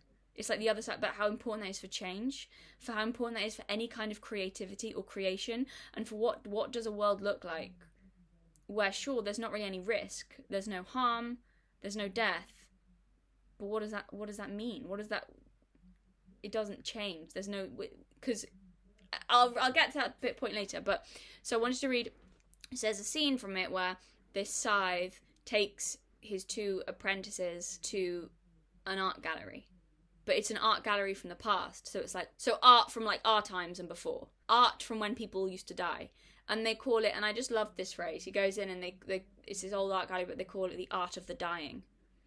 So yeah, it's the art of the dying, because mortals created it and humanity's no longer mortal. So this is like, yeah, the art of the dying. And I don't know why I like that phrase. And he asks what's different about, he takes these 2 kids around the art of the dying, rather than post-mortal art is the art of people who live, forever, the new age art or whatever. And he asks these 2 kids, he says, well, what have you noticed? What's different about this art? And what the thing this girl says, she says, how about how much easier on the eye post-mortal art is? Easier and untroubled. And his response, the scythe's response to her is, how about uninspired? And then I love this quote. So this is from the point of view of this kid, one of his apprentices, describing the art in this gallery. And it's art from, art spanning huge variety of genres and times and ages. Like, not all from one, like, just art from the past, just all this from all different eras and history and places, all in the same room, basically. And this is how it was described in his head. So it was art, quote, as if it had been painted by the same soul, if not the same hand. Some work had a religious theme, others were portraits, and others simply captured the elusive light of daily life with a vibrancy that was missing in post-mortal art. Longing and elation, anguish and joy. They were all there, sometimes commingling in the same canvas. Can we stay in this room a little longer? Rowan asked. And I just loved that. Art as if it had been painted by the same soul, if not the same hand. Like there's something then in that shared human experience spanning centuries, spanning time, spanning that different styles, different all kinds of art, but yeah, as if it had been painted by the same soul, if not the same hand. And from reading, when you read kind of the book and what's implied, it's like humanity seems almost soulless now in this new world where death has been conquered. It's like, and you just got this kid looking at the past and and it almost gives you an appreciation for like now and for even the bad things and like of just how much you long for that if it wasn't there. And so I wanted to just look, I'm interested in this. I'm going to read you a lot of quotes from it because and I'll go on to explain why I'm kind of talking about this, but I just thought this was fascinating. So this is then from the point of view of the other apprentice, this girl, thinking about her life, and I just like this quote. So, she had never been sure what path her life would take. She'd assumed she'd go to college, get a degree in something pleasant, then settle into a comfortable job, meet a comfortable guy, and have a nice, unremarkable life. It's not that she longed for such an existence, but it was expected. Not just of her, but of everyone. With nothing to really aspire to, life had become about maintenance. Eternal maintenance. Could she possibly find greater purpose in the gleaning of human life? So what's interesting about that, again, it's like everything important, it's just, they're just maintaining. Society's stopped, it's stagnant, and that's it. We're here, boys. This is it. This is the pinnacle. This is the peak. And now we just maintain it forever and ever and ever and ever and ever and oh my god, kill me now. Eternal maintenance. It sounds horrific. I mean, some of it can compare to how some people live now, society now, yeah. But I like that the being a scythe is kind of the only life path that still actually makes a difference and has a purpose, because everything else is a little bit useless. It's maintaining, it's a bit. But even that's kind of one of the only things left in human society that's still got a purpose, a meaning, and there's still something sacred there, which I'll go on to talk about this later, but I know Jordan Peterson talks about this, and various other people, and I think there's so much truth in this, that it's not happiness that people should be aspiring to, but meaning. That meaning is more important for the human soul than happiness, really. Happiness is not the meaning of life. Meaning is, but that even when everything's comfortable and people seem happy and everything, it doesn't matter if there's no purpose, if there's no meaning. And I'm just going to keep reading, because I just loved so many of these quotes, and I'm just going to keep reading you some of my favourites. So this one is from this kid, going back to this boy. He's thinking about whether he's going to accept and become a scythe. And this is him reaching a decision. In the end, it was the art that did it. The canvases haunted his dreams that night. What must life have been like in the age of mortality? Full of passions both good and bad, fear giving rise to faith, despair giving meaning to elation. They say even the winters were colder and the summers were warmer in those days. To live between the prospect of an unknown eternal sky and a dark enveloping earth must have been glorious. For how else could it have given rise to such magnificent expression? No one created anything of value anymore. But if, by gleaning, he could bring back a hint of what was, it might be worth it. Could he find it in himself to kill another human being? Not just one, but many, day after day, year after year. And then I like this quote. This is short. This is just one line. There are still people with a rebellious spirit in society, but with nothing really to do. No, everything, like how kind of despondent a lot of it is. But I just like this quote. Quote, no one rages against the system anymore. At most, they just glare at it a bit. That amused me. I like that one. And then this is from a different character who is thinking profound things. And this quote again. I'm just reading all these because I'm just painting you a picture I just liked how it was all phrased. I'm painting you a picture, okay? So this one. I begin to lament all the things lost when we conquered death. I think about religion and how, once we became our own saviours, our own gods, most faiths became irrelevant. What must it have been like to believe in something greater than oneself? To accept imperfection and look to a rising vision of all we could never be? It must have been comforting. It must have been frightening. It must have lifted people from the mundane, but also justified all sorts of evil. I often wondered if the bright benefit of belief outweighed the darkness its abuse could bring. There are the tone cults, of course, dressing in sackcloth and worshipping sonic vibrations, but like so many things in our world, they seek to imitate what once was. Their rituals are not to be taken seriously. They exist only to make the passing time feel meaningful and profound. And I liked that everything's just an imitation. Imitating that human beings then in this post-mortal age where no one fears death, there's no meaning anymore, that they just get a pale imitation, a shadow of meaning, a shadow of anything profound or deep or anything real. Sad. And this is a short quote, but I liked this one got me as well. Some forces of nature can never entirely be subdued. They are eternal, which is a far better thing to be than immortal. And I like that distinction between the eternal and the immortal. Far better then to be eternal than immortal. Does anyone really want to be immortal? Like in that sense that you live forever? It sounds horrific. And then this is from the perspective of one of the scythes who is again gleaning people, the human population. This quote. I'm reading them one after another, but I'll tell you why. So, this is what he's got to say. He's pondering. Our bodies may be spry and limber, but toward what end? No end. Never an end. I do believe mortals strived more heartily towards their goals because they knew time was of the essence. But us? We can put things off far more effectively than those doomed to die, because death has become the exception instead of the rule. The stagnation that I so fervently glean on a daily basis seems an epidemic that grows. There are times that I feel I am fighting a losing battle against an old-fashioned apocalypse of the living dead.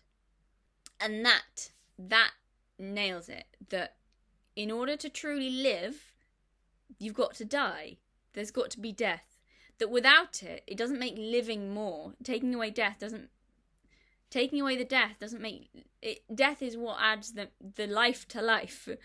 And I liked the fact that they called the art of the dying, because we're all dying. Any art we create is the art of the dying. But that's just that perspective, that point of view that this book got across, that if we weren't dying, we wouldn't be living. It's the art of the dying, but it's also the art of the truly living, not just those who exist and are stagnant and have just stopped. They just stopped. It's like we might die, our body, you know what it is, the kind of contrast that book brings up is like this society where humanity has conquered death in the sense that bodies no longer die, but the soul's dead.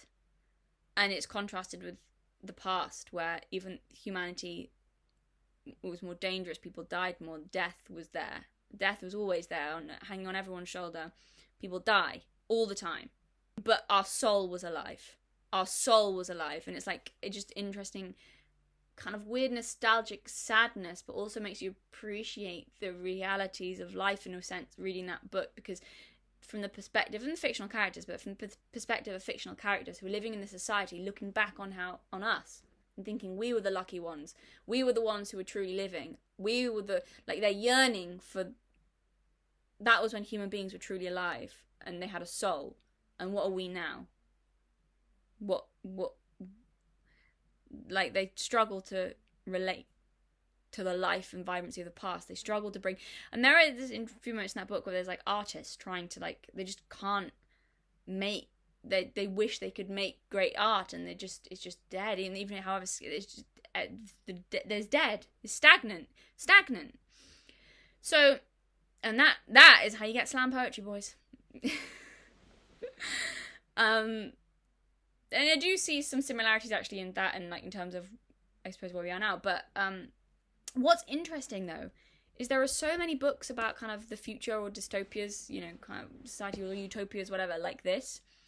What's that one about the library? I'll put it up on the screen. It was that kid's book a few years ago, and that was kind of similar. There's so many books where things are perfect and everyone is content and happy, but not alive. There's no meaning anymore. Contentment is stagnation. It's not even death. Death is good. Death is life. Death is change. But it's just stagnation. It's just neither. It's death of the soul. It's just, and art and creativity and stories are important because they give meaning. Everyone knows that feeling after reading a particular book or poem or watching a particular movie where you're uplifted, but you feel like life has meaning. And it's sort of in these worlds and societies, no one creates anything like that anymore because they're content, but there's no meaning. And there's that whole thing, that idea I've heard people say that human beings can deal with so much suffering. It's almost like apathy, though. Apathy seems to be, I can't remember, I've heard a few people I think express that idea, but it's like apathy seems to be the one thing that humans really struggle to deal with. It's the worst thing to happen to humanity. We can cope with almost anything else, but apathy, but meaninglessness. Cope with all manner of horrors. But no purpose, no meaning, people really struggle with. And this is the thing, there's so much wisdom in the world, in fiction, in stories. All the wisdom in the world, all the wisdom in the world is in stories and fiction. All the philosophies, all of the ideas, all these is all in fiction. Some are terrible, but some, good ones too. But so this reminds me, this whole thing of meaning. And I'm going to read a quote from a different book. So this is from Coraline, and I love Coraline. Neil Gaiman's one of my favourite writers, but so this is from the book, not the movie. So this kind of puts it into perspective. So this is Coraline, the spirits, they're trying to convince her to stay in the creepy world. They're trying to tempt her into giving up her, giving her life and staying there. And so I like Neil Gaiman's books because there's a really fairy tale style to his books, and that he's a lot of them are quite funny, and his writing style there's very poetic and lyrical, and it's they're not meant to be, but they're not hyper realistic or anything in that sense, the dialogue, right? But they kind of I like it. There's often a lot of profound. So many times I'll be reading something Neil Gaiman's written, and I'm like I like that. That's profound. Or that's yeah, I don't know. But anyway, so this is from Coraline, and this is kind of expressing a similar idea about happiness and meaning, and what happens when people are too comfortable, what happens when someone has everything they want, or what happens when there's no purpose, there's no meaning in life. What happens then? What happens when there's no kind of hardship, even no potentials, no risk? So this is a quote from Coraline. "Stay here with us," said the voice from the figure at the end of the room. "We will listen to you and play with you and laugh with you. Your other mother will build whole worlds for you to explore and tear them down every night when you are done. Every day will be brighter and better than the one that went before. Remember the toy box? How much better would a world be built just like that, and all for you?" "And will there be grey, wet days where I just don't know what to do, and there's nothing to read or to watch and nowhere to go, and the day drags on forever?" asked Coraline. From the shadows, the man said, "Never." "And will there be awful meals, with food made from recipes, with garlic and tarragon and broad beans in?" asked Coraline. "Every meal will be a thing of joy," whispered the voice from under the old man's hat. "Nothing will pass your lips that does not entirely delight you." "And could I have day-glow green gloves to wear, and yellow Wellington boots in the shape of frogs?" asked Coraline. "Frogs, ducks, rhinos, octopuses, whatever you desire. The whole world will be built new for you every morning. If you stay here, you can have whatever you want." Coraline sighed. "You really don't understand, do you?" she said. "I don't want whatever I want. Nobody does. Not really. What kind of fun would it be if I just got everything I ever wanted? Just like that, and it didn't mean anything. What then?" And we're back to meaning being the most important thing in life, and not getting what you want. And I think probably a lot of our society now is built around the idea that we should be chasing what we want. You know, do what makes you happy. Which is probably a bad message in a lot of senses. In some senses, you know, there's truth to that. But in general, as like the driving force of the society, do what makes you happy is probably a bad message. You know, I mean, cocaine makes some people happy. Do what brings you meaning is a far better message, probably, for feeling fulfilled. Meaning is the meaning of life, not happiness. And coming back again, you know, that's why people risk death, because it's not the worst thing to happen to a person. But death gives life meaning. Duality, it gives it a purpose. One brings meaning to the other. You know, a concept couldn't exist without its opposite.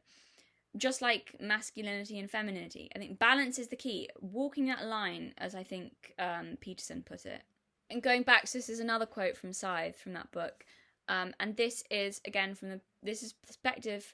As I say, hardly anyone dies ever in this society. It happens very occasionally, very rarely and very occasionally. And this is from the point of view of someone who has lost the woman he loves, basically. And she's dead now. She's dead. Dead. And this is him thinking. And also in this society, people have nanites in their bodies that give them good feelings, good hormones, good whatever. These nanites track how you're feeling. So if it's sent, there's some depression in this person. We see from, you know, and it kind of mellows you out. But not true happiness though. You know, it just kind of stagnation, dull, death of the soul almost. That question: is it better to feel bad? Is it better to feel the worst you've ever felt rather than feeling nothing at all? But anyway, so this is from a character who has lost the woman he loves, and this is just, I just like this again in terms of thinking about how death is life in a way, an imagination, and change. So I have not dared to entertain that wholly mortal age question of what lies beyond the silence. Such elaborate ideas these mortals had. Heaven and hell, nirvana and Valhalla, reincarnations, hauntings, and so many underworlds one would think the grave is a corridor with 1,000,000 doors. Mortals were the children of extremes. Either death was sublime or it was unthinkable, such a melange of hope and terror. No wonder so many mortals were driven mad. We post-mortals lack such imagination. The living do not ponder death anymore. Thoughts of what it means to not be disappear, vanquished by nanites that disrupt such dark, unproductive thinking. As post-mortals of perpetually sound mind, we are not allowed to dwell on that which we cannot change. But my nanites are dialed low, and therefore I do dwell, and I find myself asking again and again and again, where are you? As I say, that's him pondering where she's gone, where is she? And that made me think as well, in terms of grief and like thinking about people who've gone, and you know. So I speak a lot about my grandparents. I think one of my last videos actually read my eulogy I wrote for my grandmother. I talk about my grandfather a lot too, but it's like, and one of the things, if I find it, I'll read that line, because that just, here. That's how I ended it. That's how I ended my grandmother's eulogy, and I referred to my granddad in it as well, because he died a couple of years before, but I'd finished it by saying, so, as I'm not bidding you farewell, all that remains to say is thank you. I will miss you both, but I am ever so glad that, for a time, you were here. But that's the point, isn't it? For a time. So when they died, you know, and it's different because they're old, so it was the you know, right time for them to go. It's that form of grief where it's bittersweet because they've lived a full life. You know, it's different depending on what circumstances someone dies, isn't it? But in their case, they lived a full life. They lived a whole life, and mourning them was bittersweet. Like, it was very sad, and I missed them a lot. But also, there was a rightness to it. I wouldn't have wanted them to live forever. But nor would they. They wouldn't have wanted themselves to live forever either. Mourning them, as sad as it was, there was also something, and I was speaking to my mum about this the other day, there was also something happy about it.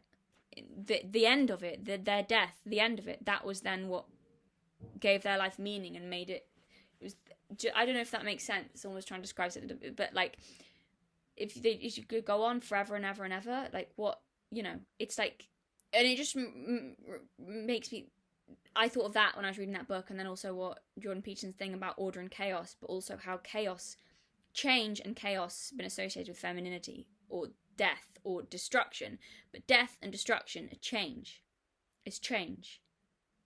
Things always changing, and see, in getting rid of, you need chaos. In getting rid of chaos, in getting rid of risk, you get rid of potential. You get rid of spontaneity. Without chaos, without death, without bad things happening, or things that could potentially be bad things, or an unknown factor that could turn either bad or good. Just chaos. Chaos is not bad. It's not inherently bad. It's just something that's just different. And you know, could be bad, could be good, but it's potential. It's pure potential. That's what it is. It's as much creation as it is destruction.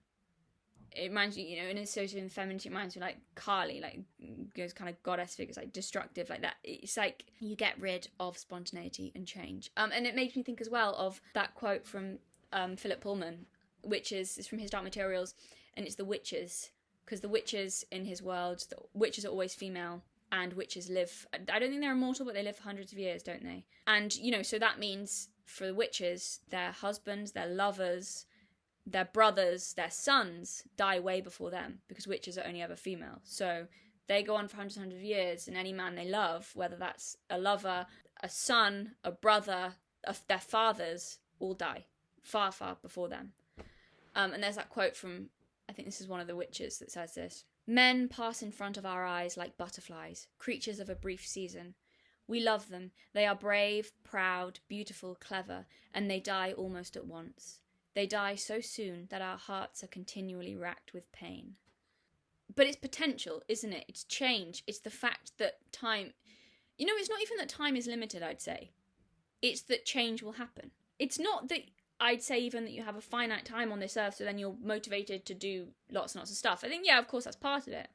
But I wouldn't even say it's the time that you have. It's the fact that change, you know, whether you believe that your soul goes on, you go somewhere else, or whatever happens, change will happen.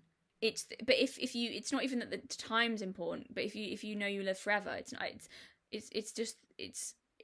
There'll never be like, where's the change? Where's the potential? Because change is. Am I making sense? But the reason I kind of mention this, because I'm thinking a lot about like femininity a lot. On some of those ideas, but I think there's something in that, and I know the way Peterson talks about masculinity, femininity, and that's, you know, it's symbolic, it's from, you know, mythological, you know, order and chaos. But there's also something to that, I think, in the essence of femininity. There's truth in that. And well, even from what I was saying, and we kind of touched on that when I was talking to Adam and Sitch about this, but there's something of transformation in a lot of heroines' journeys and stories that's like inherent in that. There's, like I've said, alchemists. There's something of transforming that I notice a lot, either symbolically to do with femininity, or in stories and mythology. Like there's that creative, but either chaos or like change. It was transformation. It's like, and I was just thinking about that because there's something there, and this is why I have a problem with a lot of kind of the red pill side of things. They're like weird obsession with, you know, it's not wrong, but it's sanitized. Like they have the you know, the idea of, well, it's the whole thing of fit, feminine, friendly, in terms of the, was it Kevin Samuels, you know, that whole red pill thing, fit, feminine, friendly. You know, there's nothing wrong with that, okay. But what I find slightly odd is like the definition they have of femininity is just what I disagree with them on.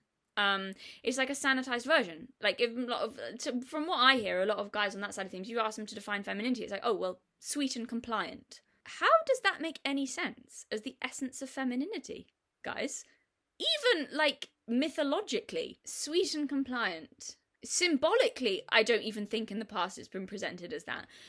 And I'm not saying that's not part of it. And I think the reason, I'm not saying that's not part of, like, that a lot of women aren't like that, and that, well, I disagree with the compliant thing, but, you know, agreeable, we could say instead, but sweet and agreeable, or whatever it happens to be, I think that's part of femininity. And I think that's because, you know, we associate it with being nurturing, or the love a mother has for her child.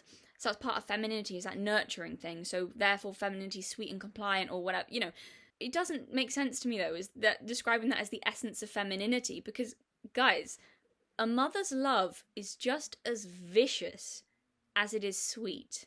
It just seems so obvious to me that I'm slightly confused by, like, watching the people on the, like, how they kind of think about femininity. I'm just slightly baffled by, like, how they kind of see the essence of being a woman, and it's confusing to me because I don't know how you got there. Like, I'm thinking of, like, one example that springs to my mind is my grandma. So, like, a very traditional woman. Still one of the kindest people I've ever come across. It's nurturing, selfless, and domestic goddess, you know, but, like, selfless, sweet, kind, lovely, all those things. And she was fucking ferocious as well. Like, fiery. There was, like she was so feminine. And there was just this ferocious... I said this in my eulogy of her. But this is so true. This is who she was. And to me, she was just so feminine, but she was always like this. How did I describe her? Yeah, I said that she was kind with a protective viciousness, gentle with a ferociousness, and generous with a formidable tirelessness. And that's true. Traditional woman alerts, like that, she's not, it's just irritating and grating, and it's like sanitized this version of, I don't know what the hell they think femininity is, but that's part of femininity, and it always has been, and that you can see that even in mythology, and it's not just like a pretty flower dress and smiling and I'll do what I'm told. Like, do you actually think this is I'm trying not to laugh, do you really? That's the essence of femininity. That's not what, that's ridiculous. You must see how ridiculous that is. I mean, the other aspect, just look, bringing life into this world with blood and pain, hey, that's tied into what being a woman has always meant, historically. So, you know, part of it is suffering for those that you love, and your love being just as vicious as it is nurturing. I would argue that one can't be truly nurturing without being vicious. Viciousness is tied into femininity. It always has been. And that doesn't mean there's not a sweetness there too. So here's the thing. You know how men nowadays complain about how feminism has made them toothless or like castrated them and, you know, all of that? Right. So I would argue that a lot of the kind of attitudes or whatever on some of the red pill side of things is doing the same for femininity, like sanitizing it. Look, I'm not saying that you shouldn't want a feminine, nurturing woman. I'm not saying that at all. I'm just saying I think you're misunderstanding what being nurturing is. That's my point. It's not that being nurturing and sweet isn't feminine, because it is. And I'm not saying you shouldn't want that. I'm just saying there's more to it than that. Something deeper and richer. I find it stupidly shallow when there's this kind of idea that femininity is just sweetness. I mean, it's just funny to me that why would that ever be the essence of it? Yeah. I'd feel like a man talking to me and sort of seeing femininity as that or saying that, I'd feel like he didn't understand me or femininity at all. Like I feel like he only saw the first layer. Like shallow as a puddle. Like that's as far as he could see. The sweetness of femininity or of women is not the place that life comes from. It's not the essence of it. It's not the core. And I was thinking about this. I'm like, right, so how do we what, you know, and this is where we get into like more I suppose we could say spiritual concepts, because if you're a lot of people just, you know, going at it from and I like talking about this stuff, so I'm sorry if I lose some people, but you know, a lot of people are like, well, what does that mean, femininity? It's kind of hard to define, and femininity, masculinity, isn't that just expressions of how men and women are? And sure, you know, you can make that argument, but I think there's more to it than that, and I kind of want to understand that. This is just me, so you don't have to stick with me on this, but so I'm like, right, how would I understand femininity? Well, I am female, so I could be a good place to start if I'm going to think about this. So what I was thinking about this, going, well, what's the essence of me? This is what I was thinking. I was like, maybe I could find something true there, because if I am female, if I want to understand, like, it makes sense. It makes sense. So I was thinking about this, feeling out what's there, what's at the heart of me. And the thing is, I mean, obviously, you know, how much this is not science. Rollo would be very upset. Well, he wouldn't, because he's not scientific either, but this isn't scientific really at all, because how much of what I feel is just me. So I'm going to say this beforehand. So and I try and think of what's the core. How much of it is just me and as an individual? That's the first thing. The second thing is how much of it is a human being. So how would I know what I feel is specifically to do with being female or feminine, and how much of it is just being a human being and is shared? Who knows? But assuming there's something of femininity in there, let's dig deep down. What is it? What's at the core? What's the essence of me? Not sweetness. Not harshness either, though. It's just beyond that. And there is a feeling there. There's something there. I can feel it. There's something. But beyond words, at least that I could come up with, I'd have to think about it a long time and ponder it, and go and probably be like some kind of weird monk and go and sit in the mountains for a while and do, like, be a hermit, holy person, and then think for many years and then come up with words, you know, something like that. But so, like, transcendence, nameless, formless, wordless, nothing so flimsy as just giddy and sweet, though, at the essence of, you know. And again, how much of it is me? How much is that as me as a person? How much of that is just human being? And what is femininity in that? I don't know, but I just don't think the essence of, okay, and here's a better way. So if I try and think, if I'm going to find the essence of that, the closest I could probably get to finding that is of thinking about my littlest sister, and thinking about that. And then trying to think about that feeling, because that's probably, well, that's like the most nurturing I feel, or the closest I'd get to the feelings of a mother, which one could say is part of the essence of femininity. What's that? There's nurturing, so what's that feeling? And here's the thing, like, if you think that the love of a mother to a child is just sweet indulgence and singing lullabies, then you have a laughably shallow view of love. That love does not sound particularly strong to me. You know, the reason in the past they called them a love for a mother for their child is the highest and most unbreakable, unconditional form of love is because it could survive anything and will defend the beloved with such a viciousness that it's unbelievable. You know, I'm not a mother, but mothers, will you agree with me? I don't want to speak out of turn, not being a mother, but I'm the eldest of 4 children. My youngest sister's 8 years younger than me, so I watched her being born. I was there when she was born. I watched her being born. I've watched her grow up. I think it's fair to say I have something of a maternal instinct towards her. Towards my other siblings as well, it's just different because they're not so much younger than me, but specifically that, it's like, and the best way I know how to describe that love isn't just sweet and soft, though yes, that's there too, but just overwhelmingly fierce. Like, I remember being a kid and holding her for the first time as a baby, and just the feeling of, oh, okay, so I'll kill someone now if I have to. And I was 8. Okay, so, like, that's fine. I will kill them in the face. I will kill their face. I will just kill them in the face if I have to. I'll kill them dead. They'll be dead. Any mother could relate to that feeling.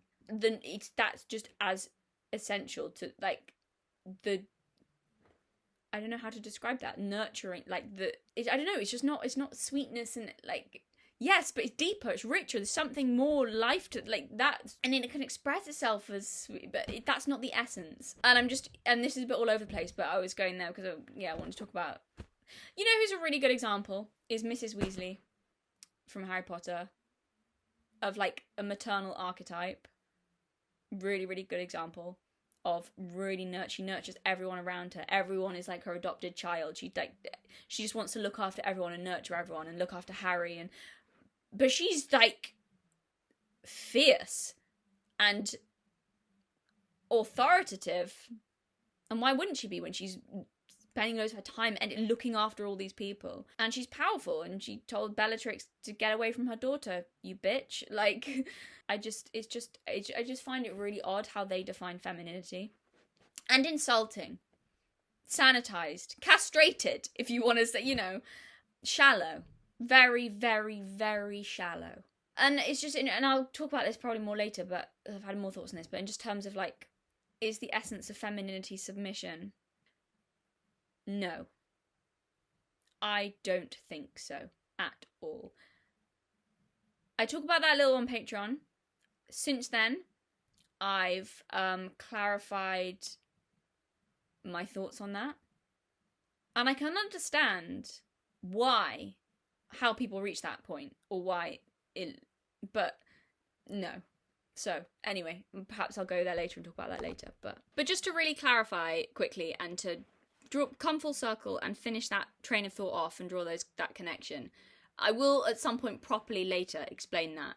I have more how I see the essence of femininity. But the reason is just kind of interesting. The reason I drew in that element of, I think, the truth and the chaos of it, element of change, of transformation, which really you could think of even in terms of conceiving a child. Taking something and transforming it within yourself into a child. So that's why the chaos thing actually makes sense to me in a lot of, but this is why, and I just look at the submission thing and I'm not going to go into it now, it'll be too long, and I want to make my thoughts clear on it as well, but a connection between the transformation thing and why that can be interpreted as then submission, which I don't think it is. But anyway, I'll make that link at some point. But that nurturing, that transformation, or creative something that, which is part of nurturing, something healing. There's something changing. There's some, I don't know. So there we go. And Anyway, we'll leave it there for now. Before we go, but there we go. It's just some of my thoughts, some things I've been pondering, thinking about. And I'm gonna go on later in this, talk about more again about balance between masculine society and feminine, like that Rollo got me off thinking about, and pros and cons to both. Anyway, okay. Some time has passed. My hair's got messier. It's dark outside. The quality's still shit. Cool. So this is... Do I want to talk about this? I don't really want to talk about this, but I feel like I should mention this. Also, there's something people have kept asking me, so... You know what? I want this to be the last time that I ever have to mention Andrew Tate. I don't want to talk about him ever again, after this. Right. Well, the first thing I want to say is that, like, overwhelmingly, one of the main things that people have said in response to my criticism of Andrew Tate and the fact that I don't like him, is that I must just be like desperately attracted to him, and I'm trying to deal with that in some way. Which, you know, it's interesting how many men just seem to throw that at any woman who like has a criticism of Tate. Oh, you're just really hot for him. Okay. So so listen up, audience. I'm going to take you on a journey of imagining. So just imagine if you can. Imagine being a straight man and being so convinced of another man's raw masculine sexual attraction that you can't even conceive of the possibility that any woman wouldn't find him overwhelmingly irresistible. Sorry, yeah, I'm going to say that again because I don't think you heard me. Imagine being a straight man and being so convinced of another man's raw masculine sexual attraction that you can't even conceive of the possibility that there exists a single woman who doesn't find him overwhelmingly irresistible. Need I say more, gentlemen? There is a very, very homoerotic kind of theme among some of the Tate fans that I have noticed. It's, you know, I'm really proud of you guys for like embracing the modern age. Oh no, stop. Come on though. Come on. Like there's like a definite tone there. I'm not saying everyone, I'm not saying you all fancy Andrew Tate. I'm just saying that the ones who are like, who think that every woman is just dying to be near Andrew Tate, and must be like madly in love with him because he's just so manly. Isn't he manly, boys? Look at him, he's so manly. All the women must love him, isn't he? Yeah, that's interesting. Just because you're hot for Andrew doesn't mean that I am. It's just quite funny that they just seem to not like. Some of you, your brain seems to melt if like a woman says she doesn't like Andrew Tate. Like it that personally hurts you that there exist women who aren't attracted to him. It's okay. It's okay. You don't have to take it personally. And no, I mean, I'm interested on your insight into female sexuality and like what, you know, all the women in the world are attracted to and everything. That's really fascinating. But I can assure you, not only am I not attracted to charming Mr. Tate, I'm actually more than slightly repulsed. So that's a fun fact for you. No, I don't want to sleep with Randy Andy. You know why as well? It's not because I'm not attracted to masculine men. I am attracted to masculine men. I like manly blokes. I genuinely don't find Andrew Tate, like, to me, he doesn't seem that masculine. I'm just saying, in like his personality now, like that. That's why. It's not because I think he's like too masculine. No, it's actually, yeah. He doesn't. I really don't find him that masculine. But you know, that's okay. You love him, and that's what's important here. So that's all right. Yeah. So after this, I really don't want to talk about him again. So, and the only reason, this will be the third and final time that I talk about him. Touch wood. Where's the wood? Touch wood. And the only reason I talked about him the second time was because of Rollo, and Rollo had to go and like make things up about why I didn't like Andrew Tate. So I had to set the record straight and then also criticise some of the things Rollo said. So that was why I spoke about him the second time.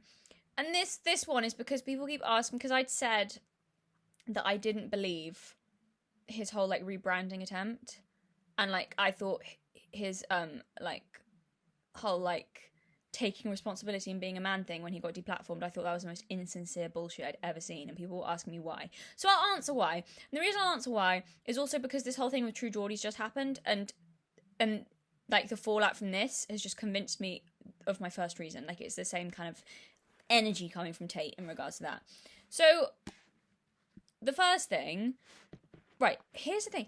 So I made my video on Andrew Tate before his like I watched his whole video, his whole leaving YouTube apology, not really apology, kind of apology, taking responsibility but not video, when he left. I watched that after I'd filmed my video, before I uploaded my video on him.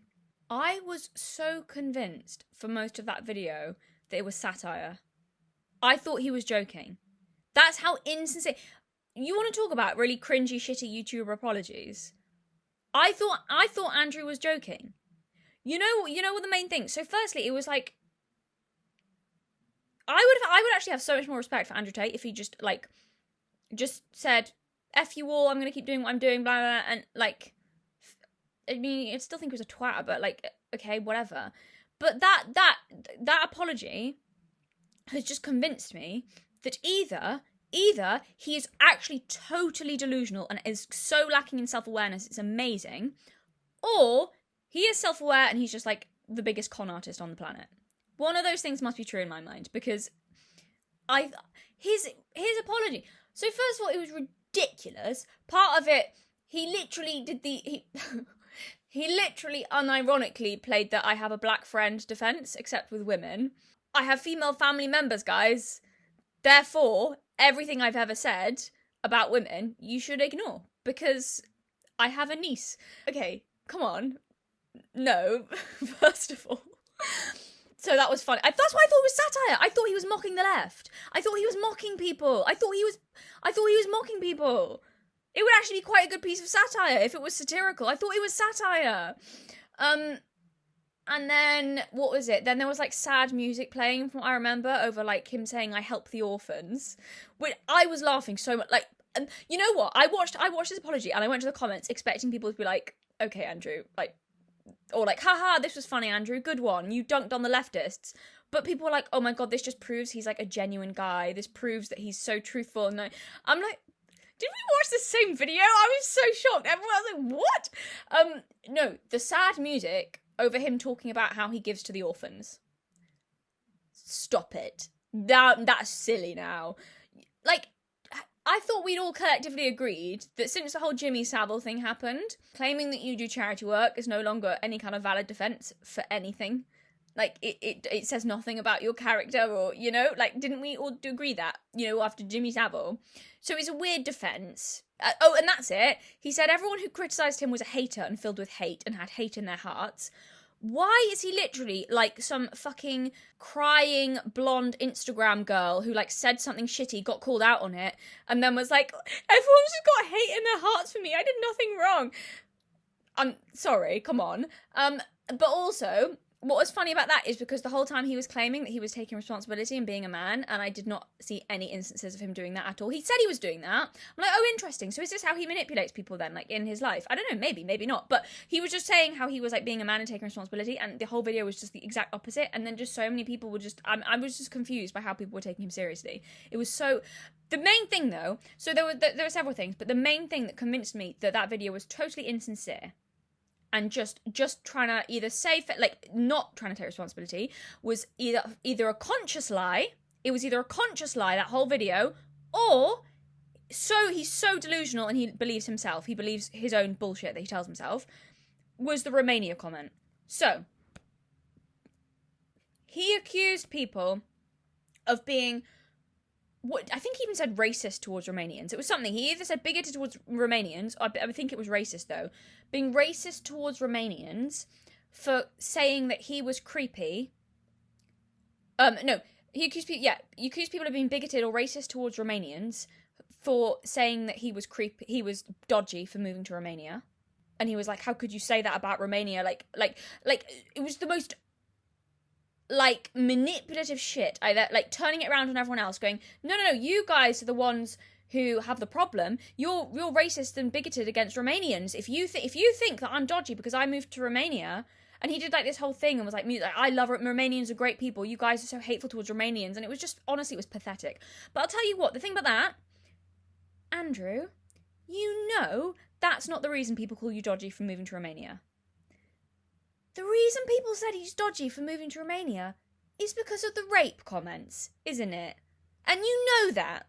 Andrew Tate said, what was it he said? He said that at least 40% of the reason that he moved to Romania was because, at least 40% of the reason that I moved to Romania is because something like it's easier to get off on rape charges or something, or sexual assault charges, or like it's harder to prosecute someone for like rape or assault.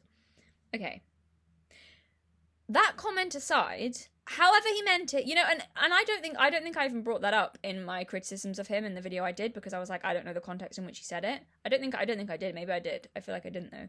But I don't know what he meant that. He might have meant that as a joke. He might have just been how I took it. Have I talked about this before? I'm getting deja vu. I feel like I've talked about this before. God, if I have, then sorry for talking about it again. When would I have talked about this before though? Sorry if I'm just like, if I've already said this and I'm saying it again. I don't think I have. Have I? Why am I getting deja vu? Okay, whatever. I'll say it anyway.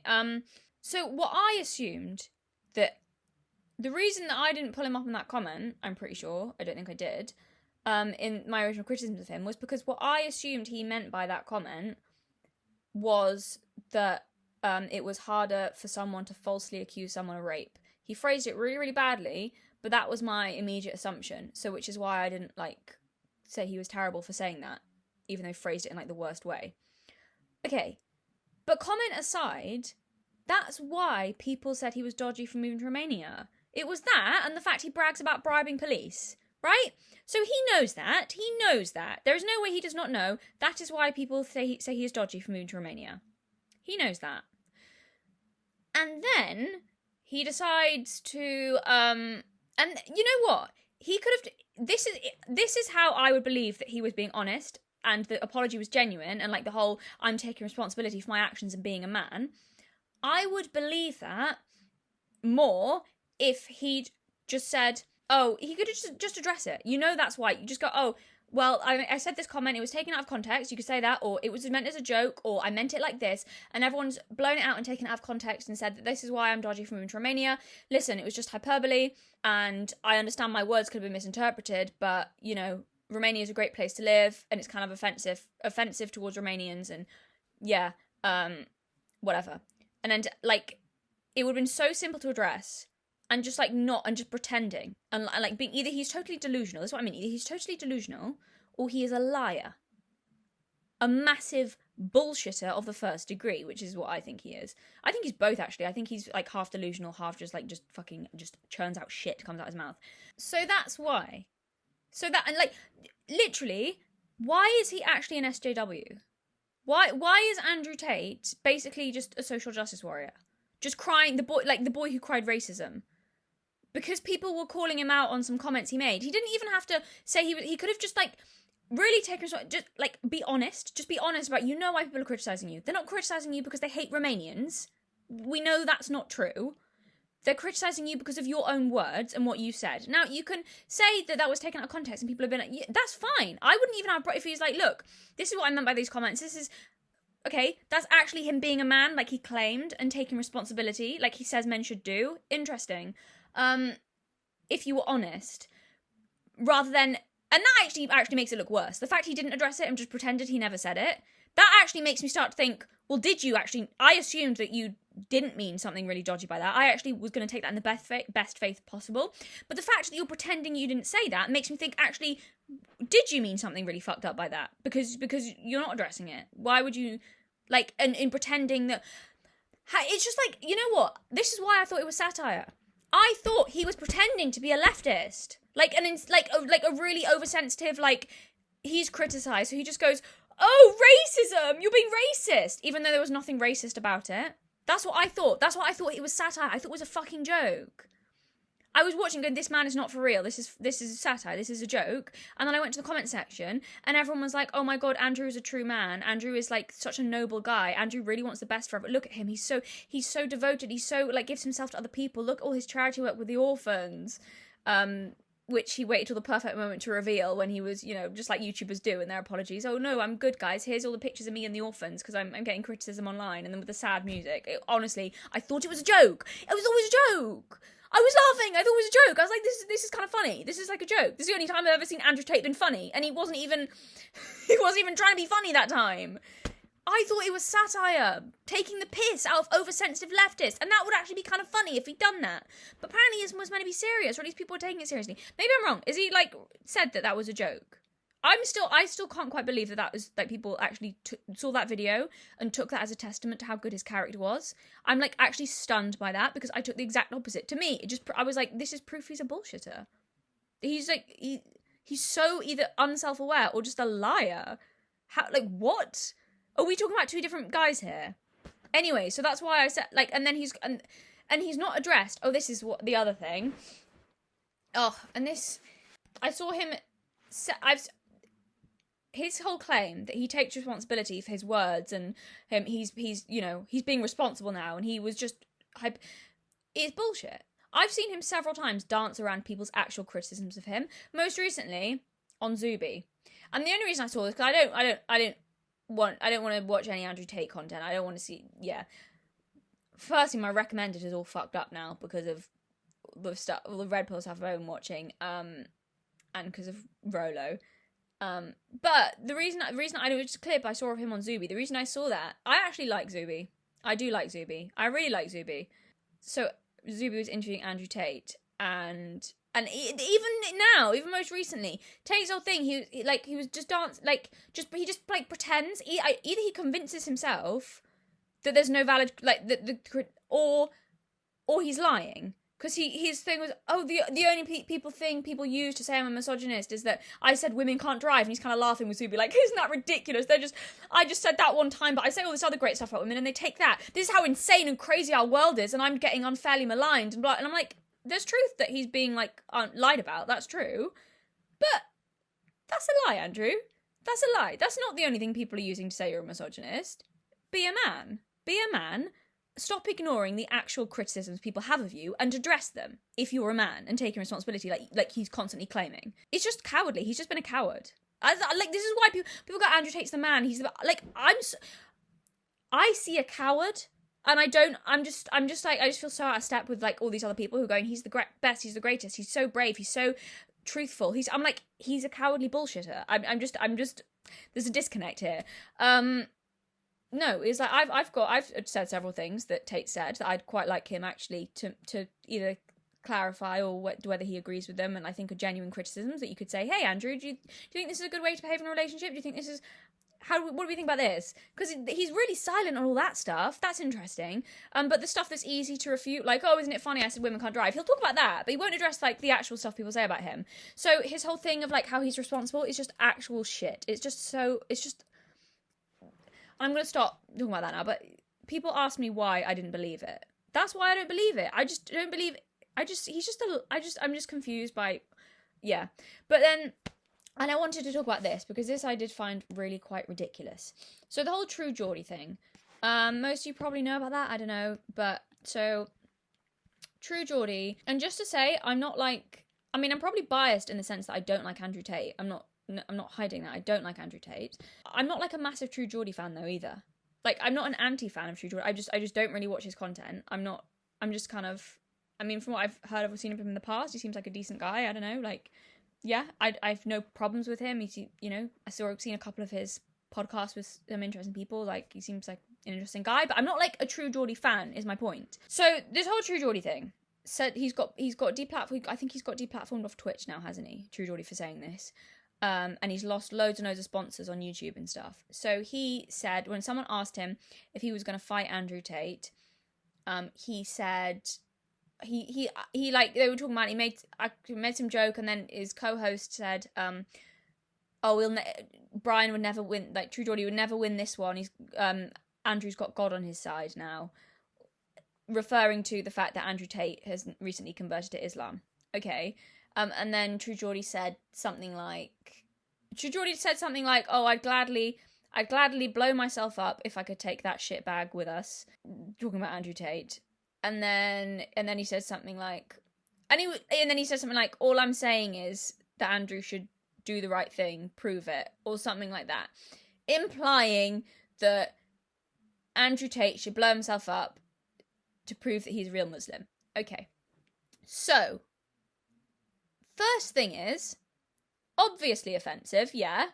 We're gonna get into this because there's several things around this that annoys me, particularly Andrew Tate's reaction, actually.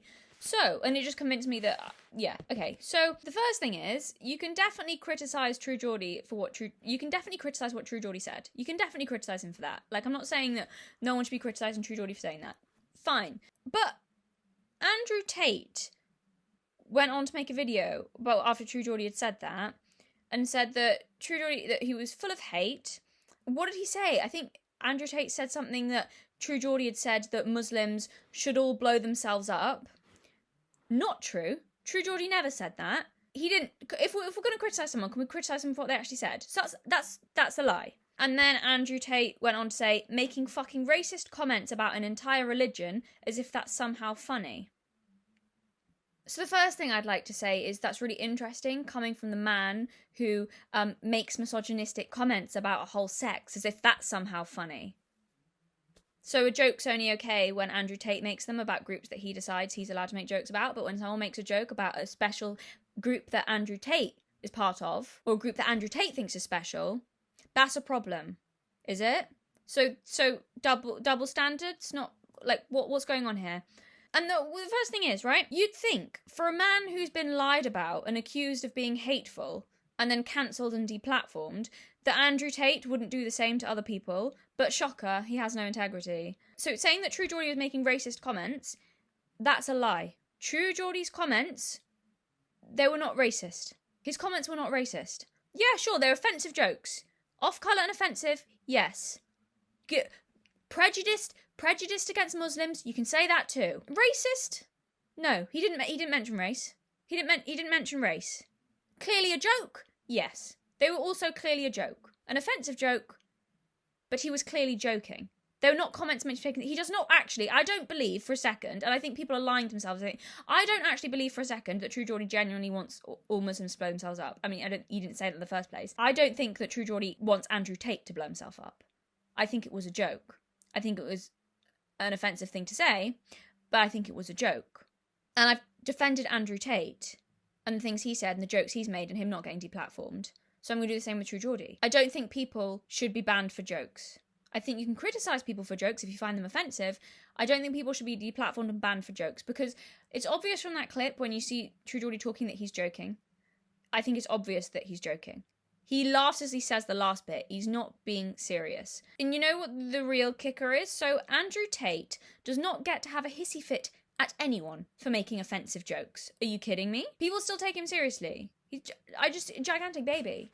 Here's my question though for everyone, like, because I think my take on this is probably going to get a lot of criticism for people. But I do have a genuine question for anyone who's like really wound up by my opinions on that. Why does Islam have a protection that no other faith has?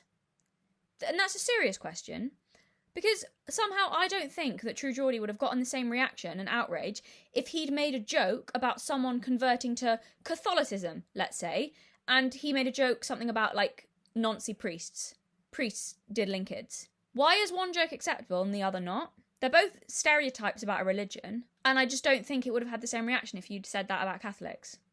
So I don't see what. So like, honest, like, you're gonna have to explain that to me.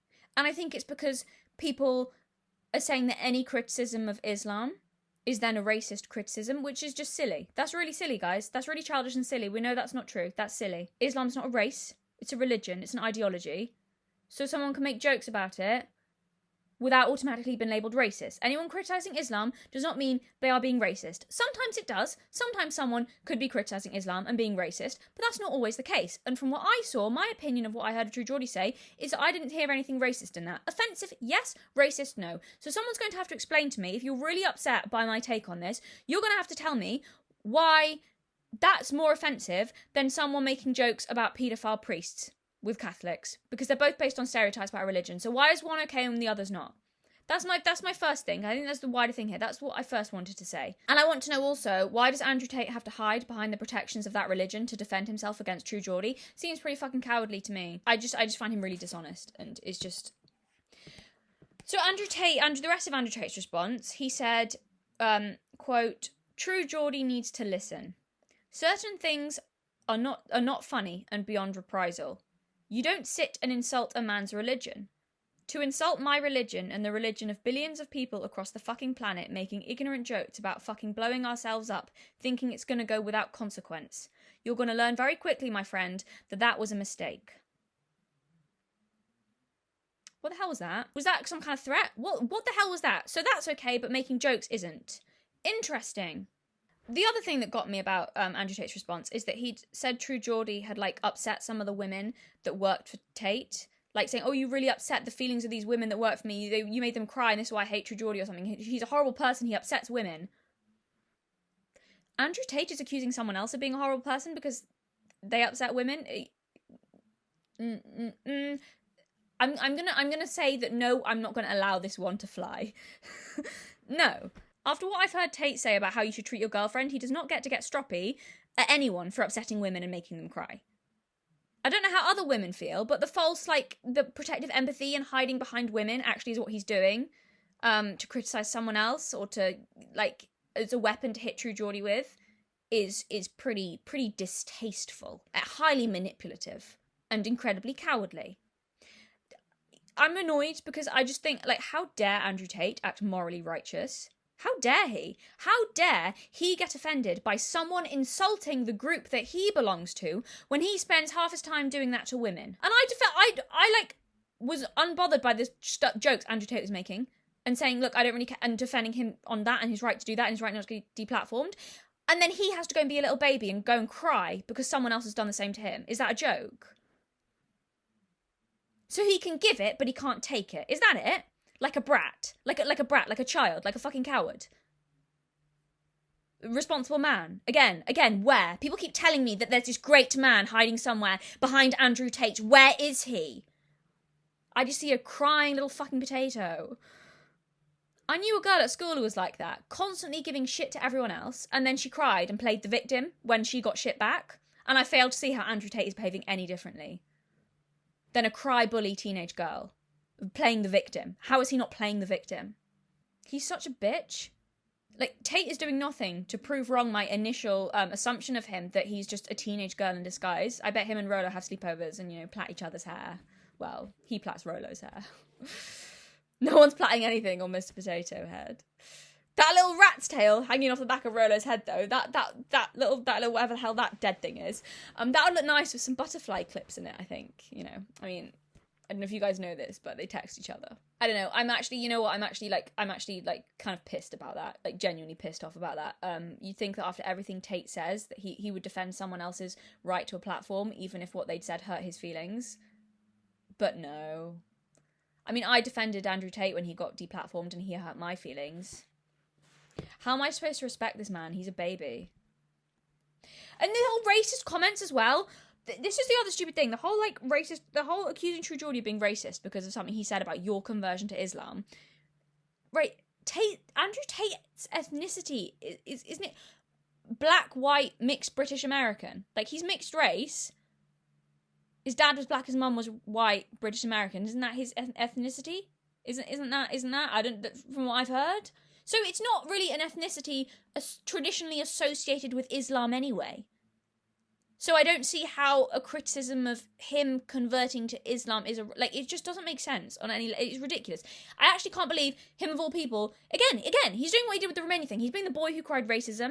How is he not just a fucking leftist? And everyone's going, oh, isn't he the epitome of, like, responsible, amazing masculinity? I feel like I'm going mad. Where? He is a child. I have no respect for this man. I have no respect for him. And the more I see of him, the more that comes out about him, and the more I see of him, my respect just keeps nosediving. People go, oh, I'm just, like, it's not like I dislike him. Could be, like, I think he's a coward and a liar, and I have no respect for him at all. You know what would make me respect Andrew Tate? If Andrew Tate had done this, I might start to think, oh, maybe, like, credit to him, I respect this. If he'd done this, if after True Geordie's comments, Andrew Tate had come out and said something like, you know, yes, True Geordie's comments were offensive and they insulted me and my religion. He could even say something like, you know, I think True Geordie is ignorant and petty and it was foolish of him to say that. But as someone who myself has been unfairly maligned and lied about, there was nothing obviously racist in his comments, and, off-colour as they were, and as small-minded as I find True Geordie, they were clearly meant as a joke, and as a vocal voice, speaking up in favour of free speech and escaping the matrix, being against tyranny, I think that these consequences are overblown, and I don't think he should be cancelled, deplatformed, or lose any sponsors, as I am against tyranny and pro-free speech and pro-whatever the fuck else. If he'd done that, he might actually have managed to make True Geordie look like a petulant child hitting at an adult. And I might have gone, well, I don't like the bloke, I don't like Tate, but respect to him, that was a really, like, that was a decent response, and it made him look like the man, and the bigger man compared to True Geordie. He'd have seemed like he would have seemed like he's stuck by his principles. People keep saying that he does. I fail to see how he does. I haven't seen no evidence that Andrew Tate sticks by his principles, but okay. If he'd done that, I'd have thought, oh, he sticks by his principles, he seems consistent and mature, and also, by the way, he also seems like he's not an emotional little bitch. He also seems like True Geordie's words couldn't affect him. Like he couldn't care less what some guy on the internet says. He seems like he's really self-possessed and self-contained. Like the man he claims he is. Andrew Tate proved the opposite. He proved that he's fragile, really fragile, and while he has no problem provoking other people, he can't cope with being provoked and has an intense emotional reaction to some dumb jokes made on a live stream and took them personally. Had he responded well to True Geordie's comments, I might have started to change my mind on him. And, started to maybe, everyone who says Andrew Tate is this noble and masculine figure, maybe they've got a point. Instead, what I see is that Tate talks a good game. He talks a really good game. But every time it actually matters, and he's actually tested and has to prove who he is, he just proves right all of my assumptions about him.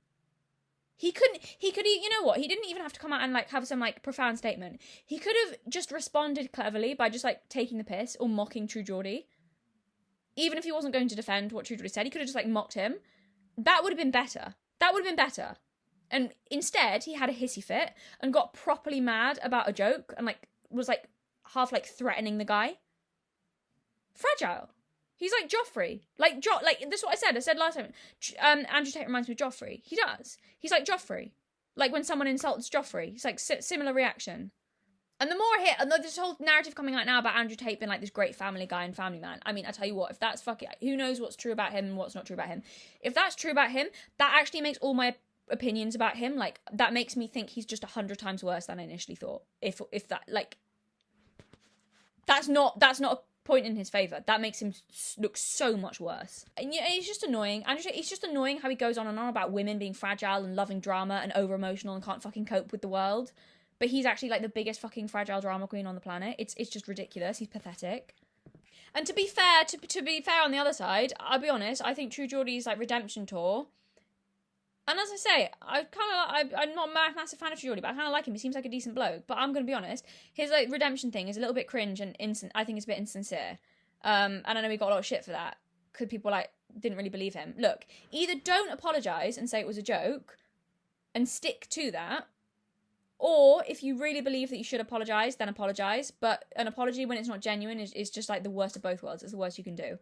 It's a weak move. You're apologising when you don't mean it, which is lying and not sticking to your guns or your convictions. So either my point is either apologise and mean it. There's nothing wrong. There's nothing weak in admitting that you were wrong if and only if you mean it. That's admirable. Or if you don't mean it, don't apologise, even if you lose sponsors. And I think he's kind of done the worst of both worlds. With an initial insincere apology and then frantic damage control after that didn't go down well. And the redemption tour of reaching out to the affected communities, and I find that a little bit insincere and a little bit cringe, to be honest. And I like True Geordie. He seems to be decent. He seems overall to be decent. Seems like a bit of a shit situation. And I actually don't. I actually don't think he's a coward in general. I think it was really bold of him to interview David Icke, actually, and I admire that. I think that took some nerve. I think that interviewing David Icke was, I don't know, it took some nerve, and I kind of admire that. But the reaching out as well to the community you offended, I always find that a little bit cringe with the YouTuber thing. And the funny thing is, Tate did exactly the same thing with women and the orphans. And okay, I mean this is the thing. This is where I'm I think this is where there's a why I dislike Andrew Tate and all these people who love him and think he's the best or whatever. I think this is where the disconnect comes in. Look, I like I said, I've heard some things Andrew Tate say that I think are really useful or profound or true. I like a lot of the anti-authoritarian stuff he says, and I think he's got a lot of good points. But my issues doesn't come down to that. It's well, I've gone over it in the past, what stuff he said that I think but I just don't believe his character. I think he just talks a good game, is what I've said. He's like a salesman. I think he's a salesman. I think he's a really good salesman. I think he's a blagger. He's a classic bullshitter blagger. I know, maybe I'm partly, I've grown up around some men like that, and maybe I'm partly projecting, perhaps. Well, except for the fact that at every turn, I heard Andrew and I was like, he strikes me, he reminds me of some guys I know. I think he's a bit of a fucking blagger and a bullshitter. Maybe projection, however, he just seems to have proven that right, like, at every turn, so I think I'm correct on that. It just gives it all that, and, like, all these excuses as well to justify some of the worst behaviours, because, nature. So many of them do it. But, like, Myron and fucking Justin Waller, and, like, it's just, okay, great. It's just talk. It's just talk. They just talk all the time about being strong and manly. They just talk. And a lot of the men I admire the most, and I've said this in the past, but I think this is true, like, the guys who've, like, actually done, like, heroic stuff, they just don't really talk about it, they just do it. They don't talk about it because they just do it. Like, my granddad never talked about how strong and not to be fucked with he was. He just demonstrated it. People just didn't fuck with him. Because you just didn't. I just think it's blaggers and salesmen. There's so much, I'm sorry, so much like that, like, I know Andrew Tate claims he's, like, I think he said he's not red pill or whatever. Well, he's fucking in bed with Rollo Tomato practically, so I'm going to count him as that. No, they, like, so many of them are just blaggers and salesmen. And it works on a lot of girls. Like, so many, like, stuff, of course, it works on lots of people. Bullshitters can often go very, very far in life. I've seen it happen, go really, really far. And what I don't, because I've seen a few people have thrown this at me, saying that either I'm just naive, I like this one, I'm naive, and not aware of the truth. I get this a lot from you guys on that side of things. Either I'm naive or I'm not aware of the truth of human nature, or I'm just talking, and to make something fake and beautiful out of human filth, where the truth is just human filth and filth. No. I reject that. You are the ones using words and using excuses and cope to make human filth seem like something noble. I'm not the bullshitter here. Can we get that straight, first of all? I'm not the bullshitter because I think people should behave well and that there are high ideals to aspire to. That's not bullshit. That's not a bullshit dream. That's true. There is truth in that. I think it's bullshit to come up with all these things. I can behave like this, and this, because this is the truth. No, that sounds like the bullshit to me. The fucking excuses and cope, and that, you're the fucking bullshitter, not me. And the other thing is, I do get that from people, that either I'm naive and I'm not recognising the truth of human nature, or weak. I'm being weak. Someone commented that recently. Sorry, where the fuck did I say, lay down and die? Because I talk about the value of love and kindness, did I somehow give the impression that I don't think people should defend themselves? That I don't stand up for myself? Did I give that impression? That I think we should all deal with everything with rainbows and laughter and let ourselves be crushed? I'm all sunshine and sweetness. Are you sure it's my channel you've been watching? If that's the impression you're taking from me, that I let people treat me terribly and I don't stand up for myself. I've talked about the value and nobility of compassion and mercy in the past, and I believe that. I truly believe that.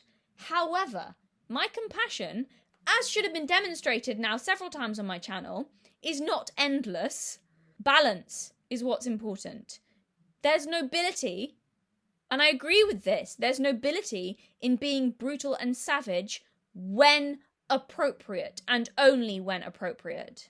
Sorry if I somehow gave the impression that I deal with adversity with meditation and sending love and light, love and light. Have you seen my videos?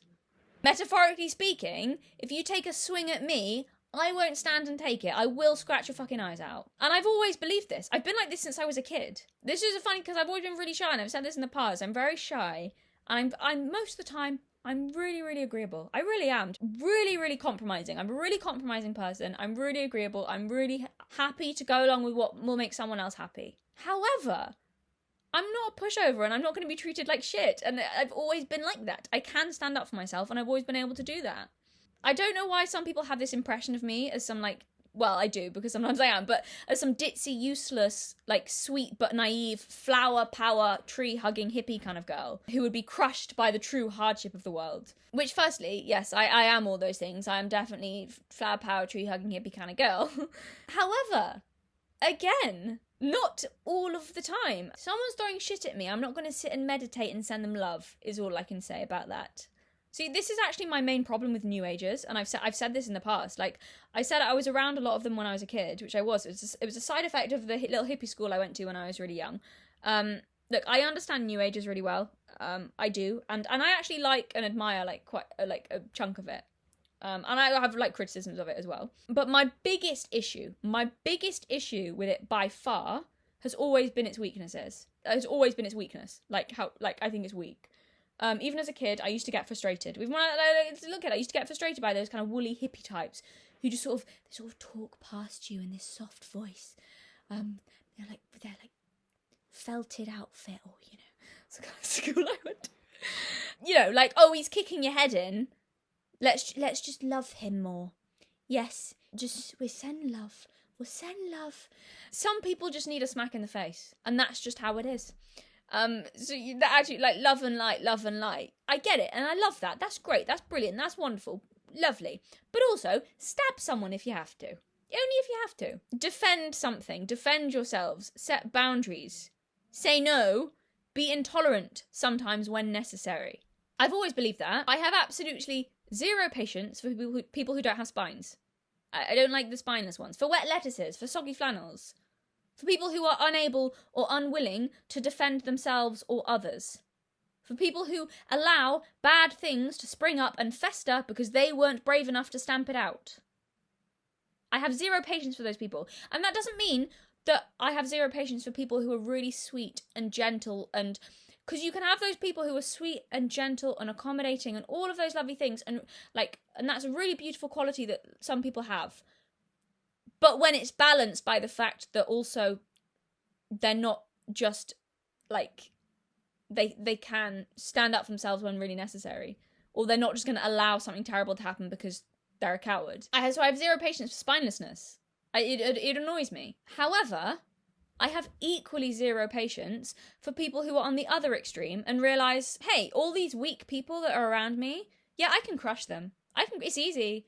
They're stupid. They deserve it. How can I use them to benefit myself? Here's what's really important. Here is where I believe true harmony lies. Balance. It's really simple. It's just really simple. Just balance. I'm not sure anything in and of itself is bad, but too much of anything is. And when used inappropriately. Just like masculinity and femininity. That's balance. Can I get across when I talk about that? And going back to what I was talking about earlier with the whole masculine, feminine societies dynamic thing. That's why I get irritated by some of the red pill stuff, or people like Rollo, who seem to think we have to have either like the most extreme oppressive patriarchy, otherwise we'll devolve into an over-compassionate, feelings-based, gynocentric society. Here's a thought. How about balance? Have we thought about balance? Maybe. Can we do that? I think an over-masculinized society, while strong and vicious and likely triumphant, has its drawbacks. Okay? It's likely to be rigid to the point of being uncompromising, oppressive, tyrannical, the laws too cruel and too restrictive, the punishments too harsh, art and love and culture and creativity not respected enough. On the other hand, an over-feminized society, while likely saturated with, self-expression and no judgment and freedom, you can express your feelings here and be accepted, that's okay. That society is likely to be tolerant to the point of turning a blind eye to evils, to have too few restrictions, leading to a bit of a mess, likely to be weak, oversensitive, neurotic, self-obsessed, narcissistic, wishy-washy, easily conquered. But here's the thing, it doesn't have to be one or the other. I just balance. Both of those extremes, neither of those societies are ones I particularly want to live in, because both of them are imbalanced. In the over-feminized case, strength, duty, honour, self-sacrifice, service, rules, boundaries, self-defence, self-responsibility, those things are probably not as highly valued and fall by the wayside. In an over-masculinized case, free choice, creativity, emotions, intuition, flexibility, liberty, self-expression, understanding, tolerance. Those things are probably not as highly valued and fall by the wayside. What's wrong with balance? So when I criticize some of the aspects of what the red pillars are arguing for, like extreme patriarchy, I'm not suggesting like a gynocentric state either. I want compromise, a balance, like in a relationship. Can we do that? A healthy relationship? Both parties working together and valued, just like in people. Balance. People, if you're capable, competent, strong, and brutal, but take advantage of those more vulnerable than you, I think you're an imbalanced person. You're a coward. I've said this before and I'll say it again. It is not an achievement pulling one over on someone who's weaker than you. I fail to see how that is in any way like an admirable or like something hard to do. Or you're one of the vulnerable. You're one of the vulnerable people. You're so incompetent that you let people walk all over you. You're weak. You would lie down and die if things get tough. Also an imbalanced person. A coward.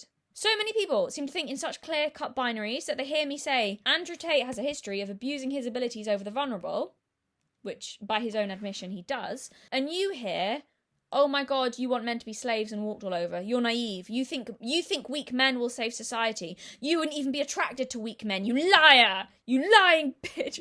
You criticize Andrew Tate just because he's manly. What would society be without manly men? You know. And you are attracted to manly men anyway. I don't know how to tell you guys this. But if you're not Andrew Tate, that doesn't automatically make you Ethan Klein. There are more men in the world than those two types. And I thank God every day for that. I used to be such a fan of H3H3. They were so funny. Does anyone remember the prank invasion days? Oh, it was so good and humongous. That was hilarious. It was a simpler time. Ethan used to be, he was so funny. He was so talented. He used to seem so funny, so fair-minded, and just talented. I just can't believe what's happened. It's like Invasion of the Body Snatchers. And people are like, no, he's done so much shady shit recently, and he won't stop lying about or doxing people at this point. It's just ridiculous. I think it's just indefensible at this point, a lot of his recent behaviours. And I also think that him deleting the Jordan Peterson interview was pretty cowardly and unnecessary. I just thought it was just creating ill will for no reason other than to virtue signal as far as I could see. Yeah, but that's my point. Look, I just because I'm saying I think Andrew Tate's, but I criticise some of the things he's said he's done and behaved. That's not me saying that I think men should be weak and I don't want strong men. I think it's kind of insulting to men in general to think that like being like Andrew Tate is the only example of like a strong, good man. Are you kidding me? Like I say, just because I'm saying I think Andrew Tate behaves badly, that's not me saying I hate manly men. I would like everyone to be like Ethan Klein now, please. This is not... Klein deserves to be shit on, so I don't feel bad about that. And you're right. You're right. I don't think loads of weak men are good. I don't think that'd be good. And you're right, I wouldn't be attracted to them. Yeah, no, that's what I was going to say. Sorry, but no, that is just true. In a war, we probably would all be dead. Yeah. I'm just confused as to why you think Andrew Tate is the only alternative. Okay. The only way that he represents strength that I see is that he can throw a punch, and that's not like in terms of like integrity or like moral strength. I don't see any of it in him, and I always would value character when I talk about strong men. How I'm saying I don't think weak men are good. I'm also mainly referring to strength of character, because people are going to think I'm just talking about like gym bros or something. I'm not. I mean strength of character, and the reason I was criticizing Klein about that is because I think he's shown himself, especially recently, and I don't think he always was like this, I don't know, but recently he seems to have shown himself to have weak character and be morally weak and not have any integrity, which is what I think really makes you strong, and it's like the most valuable. I'm not saying, it's great if you're at the gym, if you're a strong guy, if you can put great, I'm not saying that's not a good thing, but I'm just saying that I think strength of character is always more important and more admirable, because it's rarer. I think it's more rare, or it's harder. It's harder to have strength of character, I think, than physical strength. But then I'm not particularly physically strong, so what the hell do I know? Oh, and also that's the other thing I want to say, and I always talk about men here because people were saying that I want weak men. I mean, I'm talking about people though in general. There's no excuse for women to be weak either, and that's not me saying you have to be masculine. I don't like that association with no. You can be feminine and strong. Weak people are not good. You cannot, it's not, no. Integrity. That's what I'm saying he just seems to me to be a salesman, a good blagger, a bullshitter. Look, here's the thing. Now the world runs off people who can sell you things. And I find it weird that this is why my thing with Tate comes in, because I think I just have like a fundamental disagreement with a lot of people who say that Andrew Tate is like this amazing archetype of being, you know, this strong gladiator figure. I see more an archetype of someone who's really, really good at bullshitting. Look, the world runs off people who can sell you things, okay? Being a gladiator isn't important. And by that, I don't mean... When I'm saying that, that doesn't mean I'm saying that it actually isn't important. I'm saying in our society, it isn't seen as important, and it doesn't bring you glory. No one really cares about soldiers anymore. Not really.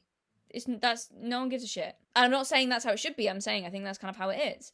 Louise Perry was right when she said we live in a knowledge economy. And we do. Knowledge, words, products, and sales. Being a gladiator isn't valued, but being someone who can sell you the idea of being a gladiator, now that's the magic. It's not as important to actually do as it is to sell the idea that you're doing, if that makes sense. And I'm not saying some of them aren't also doing it, and I'm not saying it's all bullshit. I'm not going all nihilistic. It's all bullshit. Nothing matters. No. I'm not saying some aren't genuine and some aren't also doing it. Some are, and I'm not saying that it's inherently a bad thing to sell ideas or to do... I'm not saying that at all. But what I'm saying is people still care more about what you say than what you do. And I've never found that to be a particularly valuable way of determining someone's character. Especially if they're working in sales, and everyone is nowadays, you know? Like selling the dream, the idea. But here's the kind of slightly ironic thing. Here's the weird thing. Andrew Tate didn't get popular because he's a good fighter. He did not. Andrew Tate did not get popular because he's a good fighter. We all know this. There are countless men who are tough, brutal, good fighters. A lot of them probably far better at it than Andrew Tate. The world is full of brave men who are determined, unwavering, unstoppable, and admirable, could easily kill someone with their bare hands. That's not what brought Tate his success. It's not. Andrew Tate, I know some people like say that. Andrew Tate is not popular because he's a good fighter, or because of his character, or because he's determined, or because he's unwavering, because he's the epitome of masculinity. That's not why he's popular. He's popular because he's a good salesman. A very, very good salesman. One of the best. He's one of the best. And in a culture where sales are what matters most, I mean, boy, will you go far. See, it's just funny. I know people talk about how he's the epitome of masculine strength and that's why he's loved. I mean, probably, I'm not dismissing all of that. Probably partly, as he part of that. But mostly, what he really excels in is sales. He's hit on something. He's seen a gap in the market, felt the thirst in the consumers, and provided the product. He always has. That's how he made his money.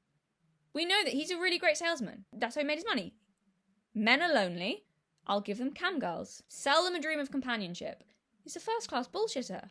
It's got him far, and it will get him far. It'll get everyone far in a world where actually no one cares about the gladiators. They care about the salesmen. And it is just slightly ironic. I would take this whole thing of saying that strength isn't valued anymore, being heroic isn't something we aspire to anymore, people don't value action. You know, and he's right. Most of those men are ignored and invisible, not seen. But those qualities are not why Andrew Tate is well known. It's not so much his actions as how he talks about the actions. Keyword being talks. He's the well-known one because he's the best salesman. And that's what we care about today. Words are not actions. And the reason I level that criticism at Andrew Tate, and I think that's fair to say, is because, as I've said, when I see his character like actually be tested, or like I just think he behaves in a way that just completely goes against everything he says he stands for, and I just think he's a bullshitter. So, sorry. Here's the other thing I want to say about this morality thing, because I'm seeing this come up so much, and again, people say that to me, and it is actually a bit of a thing. You know what? I think it's because it's reactionary, because I think think some of the like leftist feminist thing was too much denying reality and denying reality, denying biology, denying science or whatever, and just so much in like emotions and feelings, and that I think some of the red pill stuff overcompensates, and you guys just go like full out silly sometimes in reacting against that and going to the whole thing of, well, then there is no like standard.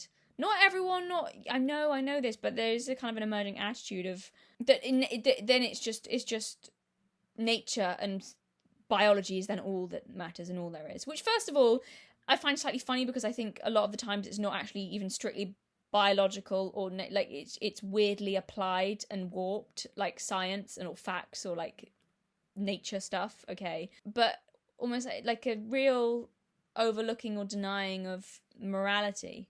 Well, that doesn't really matter. It's like human instinct is the only thing that matters. Human instinct being the be all and end all, or it's just wank. It's just wank, guys. It's just, I mean, because I was thinking about this. Like, I do believe, and I do think, and this is probably because I like believe in something more. I've got spiritual beliefs, so this is probably partly where that comes from. But I think there is something in this. Like, there's something of morality that's innate. That's really innate. Like, it's a feeling when you do something wrong. You know when you do something wrong. I mean, sure, there's a cultural and religious element to it, like with taboos or whatever else. Like, there's certain things, you know, considered moral in some certain religions and stuff. But I just think there's something more to it than that, though, as well. Like a deeper kind of, you know, I think you know when you've been shitty in a way that goes beyond cultural norms or taboos or something. I just feel like there's an innate part to it, whether that's something spiritual, which I believe.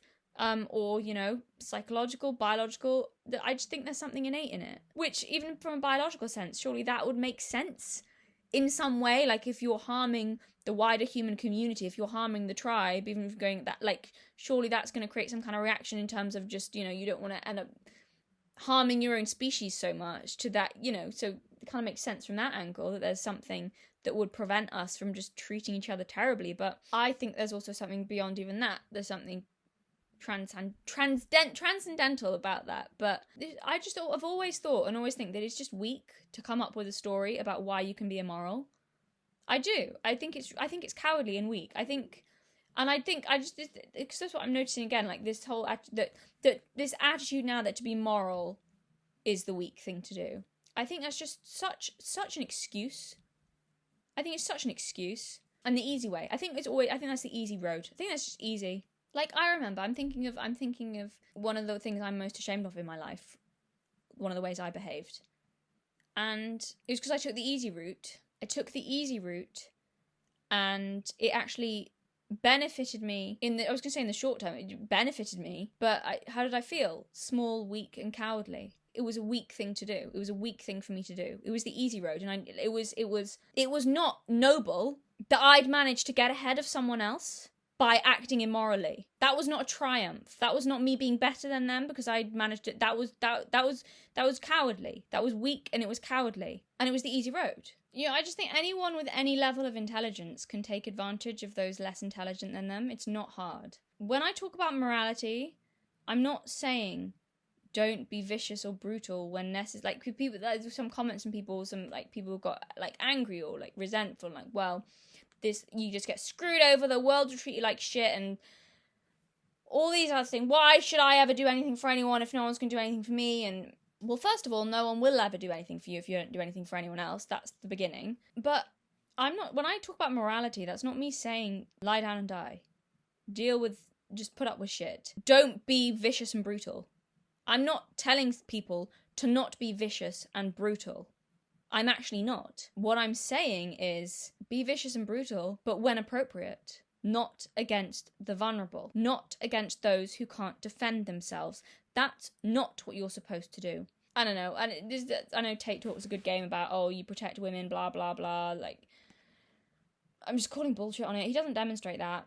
Perhaps in the most obvious way if you're talking about physical defence, but it doesn't excuse him of all the other behaviours, which I've talked about in the past, I'm not going to go over again, but I just imagine bragging that much about and being proud of being able to screw over people who are less competent than you. That's not an achievement. That's very easy. It's not an achievement to be in your 30s and easily be able to manipulate 19-year-olds.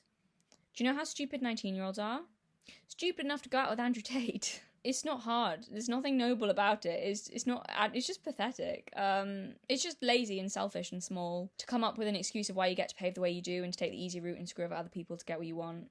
And this whole thing as well that I do see amongst some people on some of the more extreme red pill side of things. Like there is, and it does exist. And this isn't by any means anyone. I've said that so many times. I feel like I have to keep repeating that. I'm just going to stop saying that because it's annoying that I have to keep saying that. But there is a kind of mentality of like a highly manipulative, like borderline, like fucking sociopathic, like strain of it, where it's like, here's how we mess with someone's head to like get like to the best of our ability to manipulate women to the best of our ability to get like the best results of where there's the really like dark strain like running through that, and the kind of attitude of, well, we can, so we should. We'll do it because we can. Well, just because you can doesn't mean you should. And here's the thing. So are women allowed to manipulate men then? Can we do that? Because I think everyone should get called out on their bad behaviour. I think, and there is like valuable stuff on the red pill when they talk about like the ways in which women mistreat men, and that's good. And but if you then just talk about that and then going to then therefore we get to be bad back, that's not good. That just takes away. Then you can't tell women to not behave badly. Oh man, it's just gonna end so badly. If it's just all nature and because we can we should and screw people over. Because you can do this, and if you do this, it'll get this result. That means you should. If you do this with women, this is how you can get them to do this, and it'll get this result. Okay, so can I manipulate men then? Is that how it works? Because I can. And I can. I'm fairly intelligent. I'm observant. I'm not half bad at reading people. I'm small and unthreatening looking. I think a lot of people a lot of time think I'm a lot younger than I am. And it's true. I don't pose much of a physical threat. A lot of the time, I'm quite ditzy and quiet as well, which is true. I'm not putting that on. That's a genuine part of my personality. A lot of the time, not so much when I'm seriously talking on YouTube, but when I'm in a good mood, when I'm around people, when I'm not being serious, ditzy, quiet, can be very good-natured, and that's a true part of who I am. I'm friendly and shy. But how about I dial that right up? So that's a true part of I'll just dial all that right up, and I'll tone down how sharp I can be, because I can be quite sharp sometimes. So I'll just tone that right down, dial up the naivety. I'll seem less switched on than I am. I'll seem a lot more vulnerable, sweet, defenseless. How about I do that? And how about I then go out and find some decent blokes who are maybe a bit clueless, psychologically more vulnerable than me, suckers to be easily manipulated by someone who seems really vulnerable or sweet-natured or whatever the hell it seems to be, or unsure. Well-meaning guys. How about that? Well-meaning guys who are at a risk because maybe they're decent. They're decent, so they expect other people to be decent, and they've got really good natures and good instincts, and they, want to look after people around them. So how about I do that and then play them till they're dancing to my tune? I'm not saying I could do that with everyone, because you can't. I couldn't, of course. But people slightly less intelligent or naive in certain ways, yeah, sure. You get a sense of who you could do that with. No, I'm not going to do that, because I'm not a fucking sociopath. But I just really just dislike this attitude of just because we can, we should. Oh, if you press this button, if you manipulate women like this, you press this button, this happens. Women can do that with men also. It's just a very messed up thing to do to people. It's just irritating. Like, honesty. How about having fucking conversations? Stop trying to horrible, nasty little toxic power struggles. Or this thing of, all that you need to have the right to do something is that you can do it, and that gives you the right. Like, might makes right, but fucking bullshit again. You take extra care with those more vulnerable than you. You actually have far less of a right to screw with those more vulnerable than you. Nothing gives you that right. I think you have a duty to look out for those more vulnerable than you. And all human beings have that duty, I think, to look out for those more vulnerable than you. And I mean that for everyone. I'm more vulnerable physically than probably almost every guy in the world, yeah. But mentally, there are a fair few I think I could screw over. I've met them, sweet but dim. And in that way, they're more vulnerable than me, in that way, okay? And if I were to take advantage of that, they're more vulnerable than me in that way. If I was to take advantage of their good nature, that would make me a piece of shit. But if that's your mentality, then why the hell can't I do that too? Why can't all women do that? Why can't I play people to get what I want? Like, why not? See, this is the problem. If you start making excuses for men's bad behaviour and think they can leverage their advantages against women, you cannot complain in the slightest when women who aren't totally idiotic start leveraging their advantages against men. And some of them already do that, sure, and that's terrible. Here's what you do. You stay far fucking away from them. or you call them out on their shit, or I don't know, but you don't start then weaponizing that against women who just aren't doing that. I just you know what? It's so adversarial. That's the part of the red pill thing I don't like. I have absolutely no problem with a lot of the really helpful stuff for men, or even the dating advice, or here's how you succeed with women. Here's what women probably look for in a guy. Here's what women will make women happy long term. Here's what, as a bloke, here's what will make you happy long term. Here's what you should look for in a partner. Here's how, you should deal with a woman if she's being manipulative. Whatever, like, I have no problem with all of that stuff. But it's when it starts to get adversarial, like, it starts to become a power struggle. It starts to become a seeing, oh, you're the enemy. Oh, if we can screw each other over, let's see if we can do. No one wins. No one wins in that situation. No one is going to win a gender war. It's the war humanity is not going to fucking win. That's like the worst war out of all the wars you could have, of all the different groups of humanity. A gender war is the worst one. Because no one will win. If men get to use really dishonest or underhand tactics to play on women's instincts and manipulate them, why can't I do the same? Is the point. Because it's wrong. That's why. And you know what, I really mean that. It's not some fucking fluffy hippie bullshit.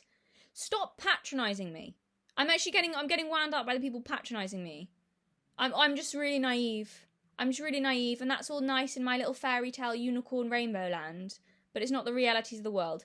How about fuck off and stop fucking patronising me? It's not some fluffy hippie bullshit. I'm not denying the harsh realities. But there's truth in being a fucking decent human being. How about that? So stop, you just annoy me. Stop patronising me. Stop it. It's not fucking naive to think that human beings can be better. I'm not saying don't fucking give someone shit if they deserve it. I'm not saying that. Go for it. I do it. Decency is also important. And not being selfish. This is really what it comes down to, I think. It actually comes down to not being selfish.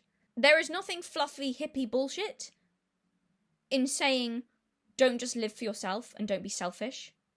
And that's not naive. That's not naive. And you know what? You'll be happier. You're happier in that. People are always happier. It's just, you're happier. You're happier when you're not. And I'm not saying that you ignore yourself and you don't think about your own needs. Of course you do. That's very important. I'm not saying that's not important. But not just if you're just living for yourself.